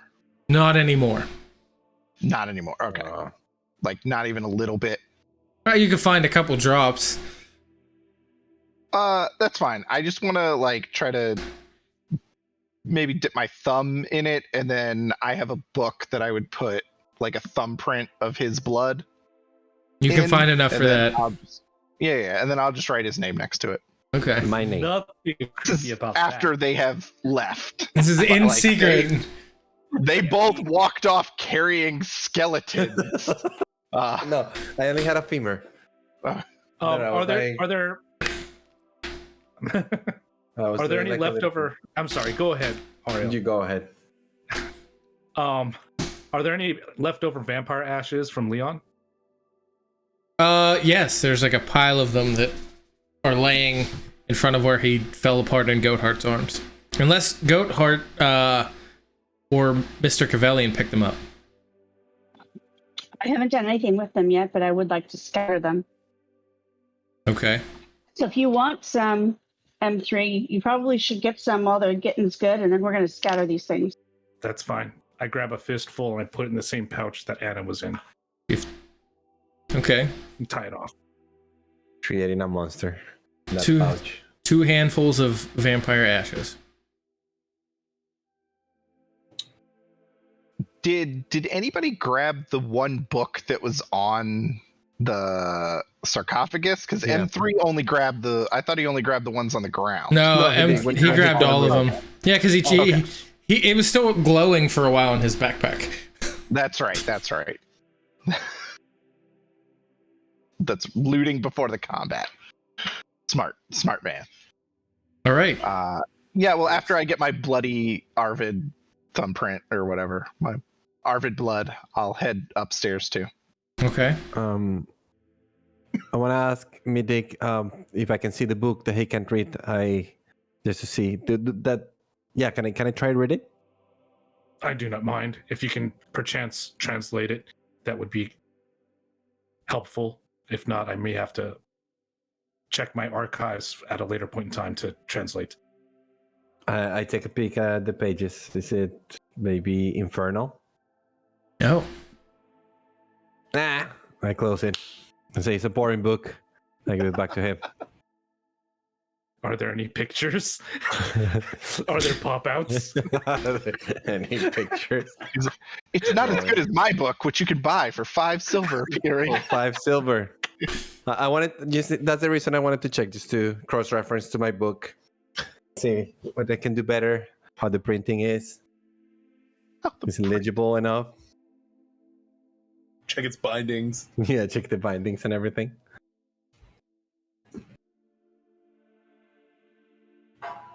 So you have all cleared out, collected your vampire ashes. Sun is still high in the sky. It's give or take noon, between noon and 1 o'clock. Well, I guess we have to walk the rest of the way. Or do we? What do you mean? Yes. Last I checked, this area does not possess an ornithopter. No. Seaside Miami Josh, music plays. do I see any birds around? Other than Tweeter, but I mean I could use Tweeter, I guess, if I needed to. No. The question is, do you see birds starting to come now that Leon is dead? No. But Tweeter's about, yeah. Yes, Tweeter's on your shoulder.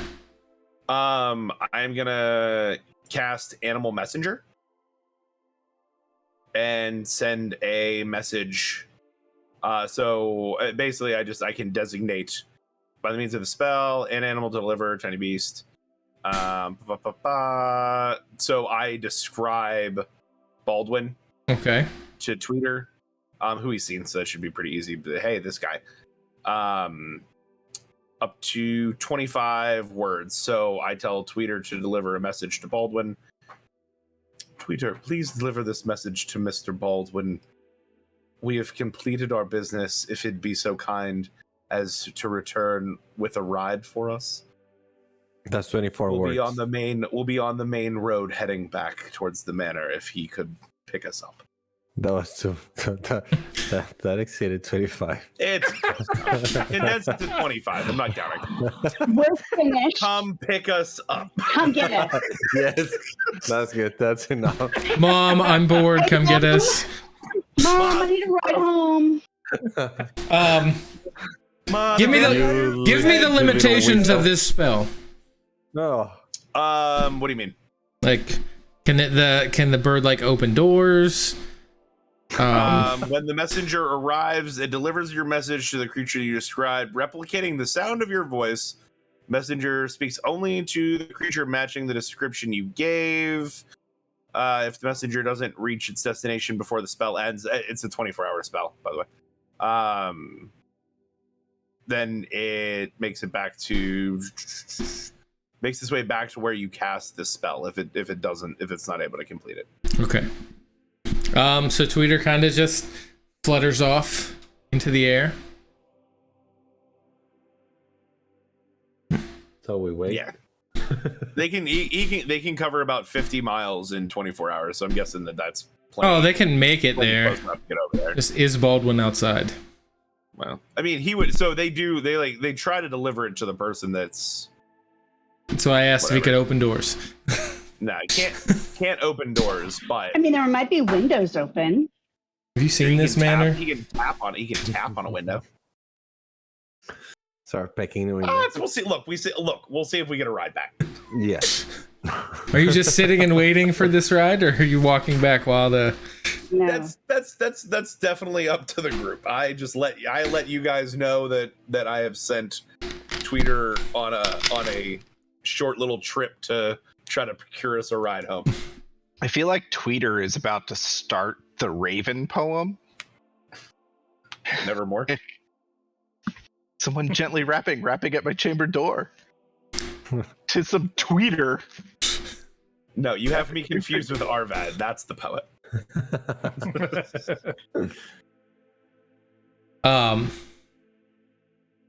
Okay. So, are you waiting or are you walking? My vote is we start walking.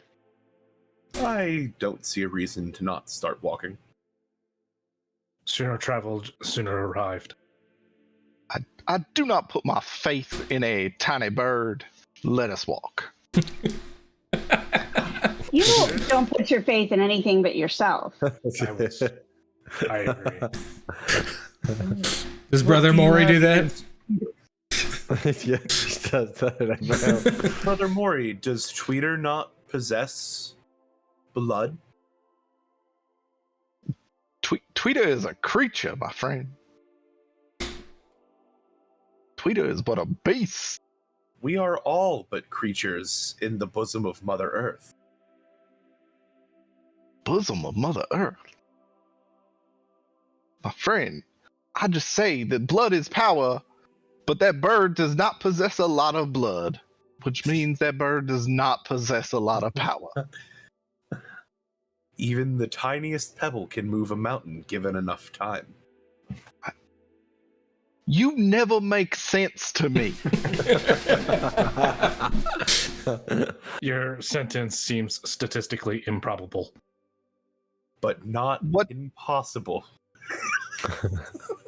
Yes, it does. I just let them ponder all of that nonsense while I just blow some bone cap spores onto the ashes of the vampire. Okay. Yeah, are we just like kicking the ashes around? like just. Goathart said scatter. I wasn't sure in the manner in which that was going to be done, but. Yeah. Throwing it out like confetti. I don't know how Goathart likes to scatter ashes. Goathart scatter ashes. Yeah. She just kicks them. Yeah. Perfect. No. It's not the money thing. No. She just kicks them around. I Okay. was thinking more like a LeBron James powder kind of thing, just a. LeBron James. Oh, my Lanta. Oh, my Lanta.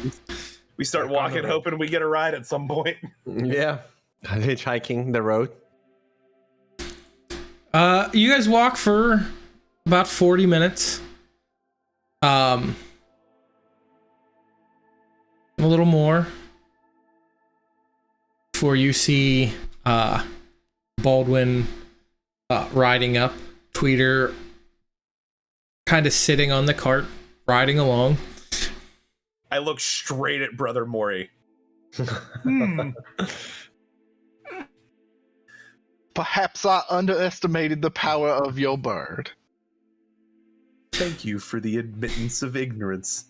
I figured it was time to come get you, and then come across this bird sitting outside waiting, so.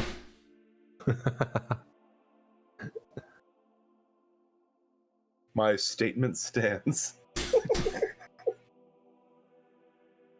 I hop into the wagon. I do as well. Yeah. I follow. So is our problem taken care of? Yes. We believe so. We shall see tonight. It's a good freaking point. I show him all my wounds, the dagger wounds. Like, Some of them are magically stitched up and healed, but Some of them. I'm still a little hurt. Could use some rest. Some resting. Feeling weak. He turns the cart around and takes you back to the manor. Well, will you be needing rooms, or are you sleeping in this village again? I would take a room in the manor, if you don't mind. It'd be nice to sleep in a bed for a change. I'll take a room as well. I need to do my own healing.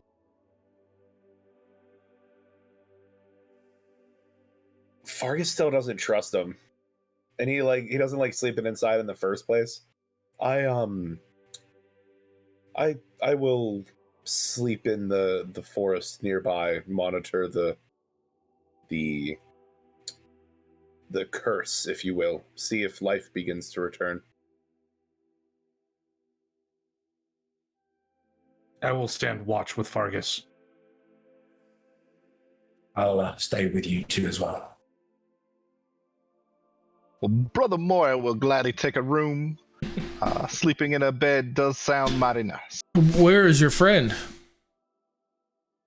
Sadly, there was some casualties, and our friend was one of them. It's too bad.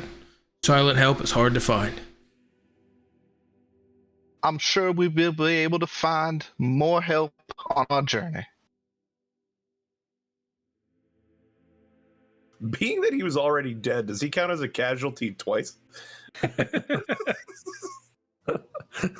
Well, his name wasn't James Franco before, so only James Franco died this time. New entity. Do we know his name wasn't James Franco before? Ooh. No. That's a trippy question that I have not had enough mushrooms for. I'm still smelling purple.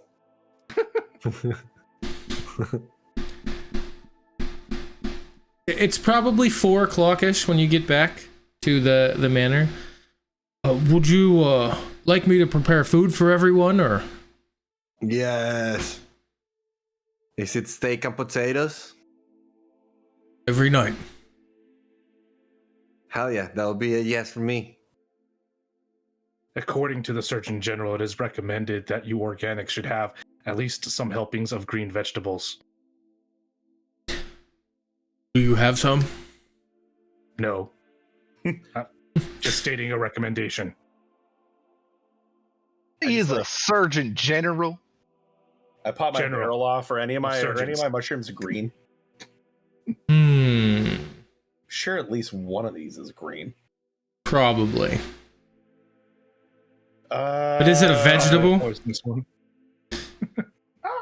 I don't know. It's mushrooms. Technically, It's vegetative matter, if that counts. Not a vegetable. Not a vegetable. One that looks like a broccoli. Most closely actually associated with more animal vegetable. I just pull out these shiitake kind of looking mushrooms. Just if you would be so kind as to prepare these with the meal as well. They have regenerative properties. I mean, they don't, but I think that all nature is good for everybody.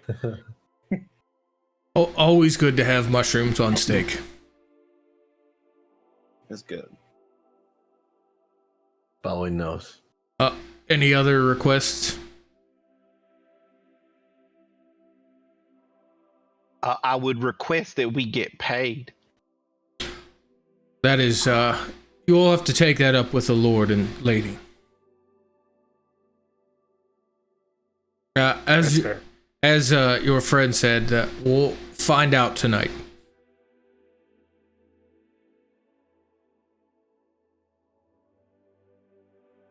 Very well. So Baldwin kind of ushers you into the dining room, where a short while later, Sarah comes out with plates of steak, potatoes, with a mushroom gravy on top. Nice. And for M3, 3 apples. 3 up. Thank you. My reserves are low. I emptied them earlier.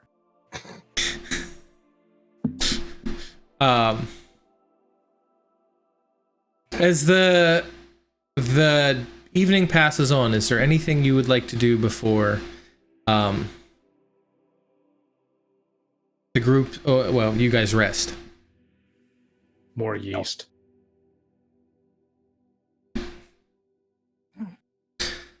This brings you a small helping of yeast for your infection. Thank you. Yeah, no, nothing. We're coming up on, been awake for like 20 hours. Yeah, I actually start falling asleep at the table. All right.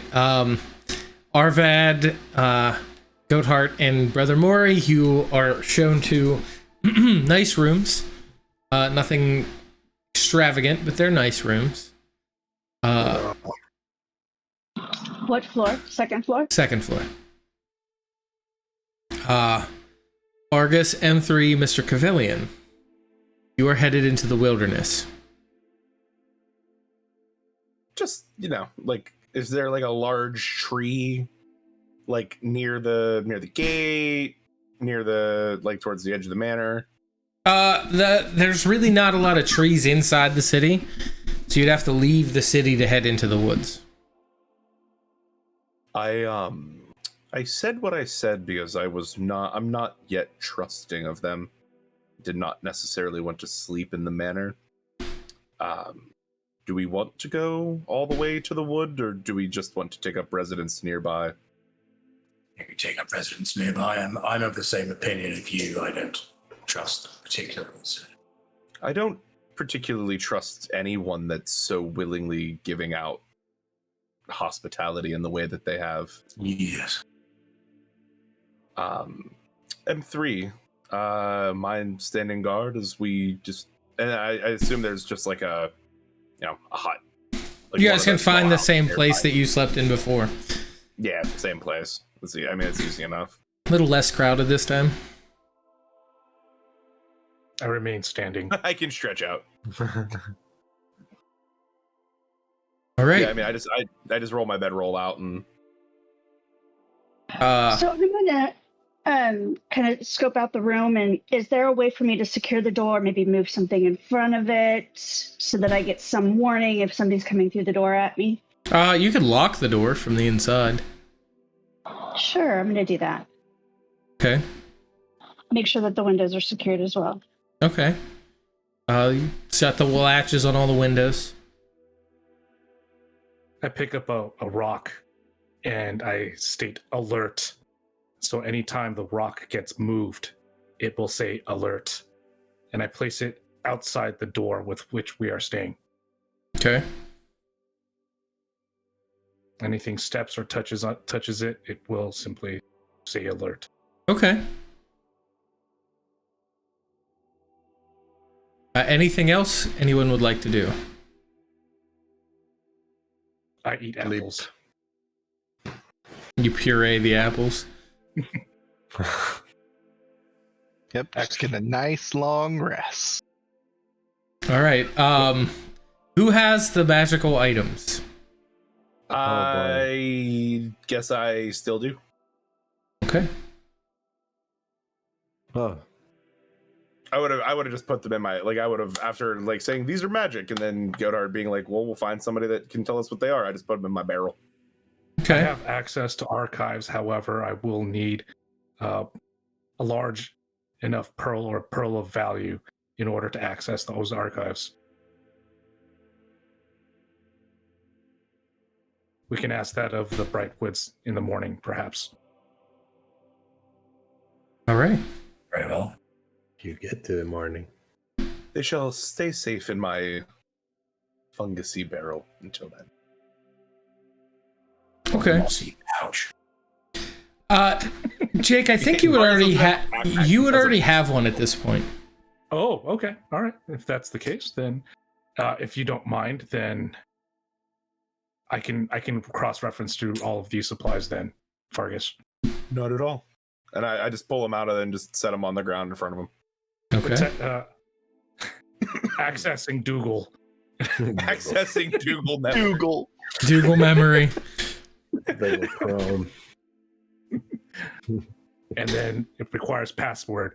Hoobity, hoobity, hoobity, hoo. The hoobities are back. Such a good password. Oh, Jesus. Hoobity, hoobity, hoobity, hoo. Exclamation point.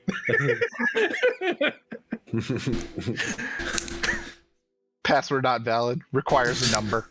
A special character. You guys are great. It's a special character. Must contain. H00. Yes. Yeah. The B1, O's in Hoobity are zeros. The E's are 3s. Okay. So the first one that you see is the ring with the large red ruby on it.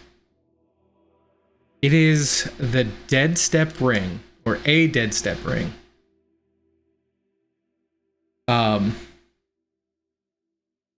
It requires attunement. You have to wear it for an entire night. The ring holds 3 charges. Recharges all 3 charges at dawn, or recharges 2 charges at dawn. I'm sorry. You can use it to dead step. As a bonus action, you may expend a charge to briefly surround yourself in shadows and teleport up to 40 feet to an unoccupied space that you can see. Every time, in doing so, you take 1d4 damage as a small part of your blood siphons into the ruby.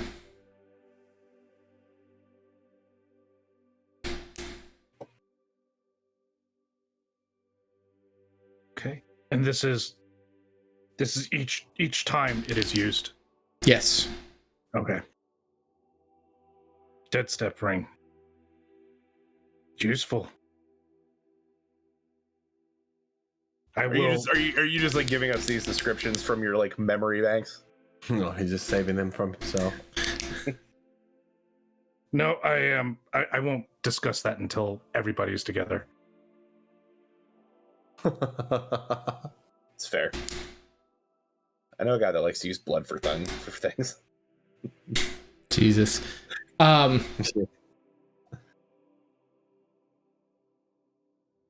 the next one.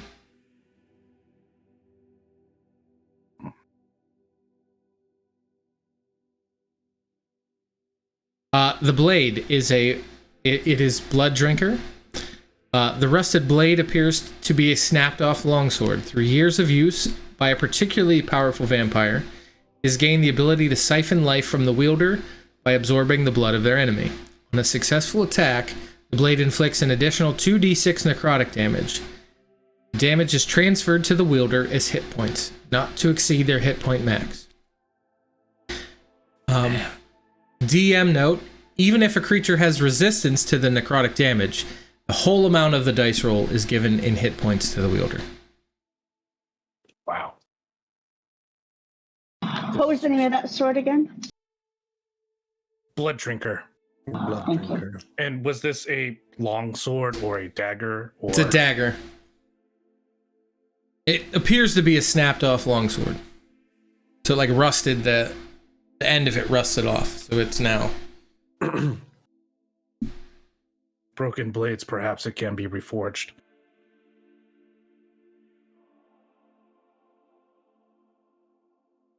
And the shield is... you do notice that the skeleton is not part of the shield right off the bat. It is the shield of the dead. When a humanoid creature dies within 15 feet of you while you're carrying the shield, the shield absorbs its spirit. The name of the creature is carved on the shield for max of 5 names. you can use an action to cast Speak with Dead with any of the names that are on the shield. After using this Speak with Dead, the name disappears and the spirit is gone.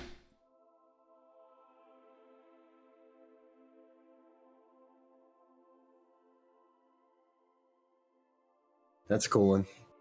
Useful. Can speak with the dead.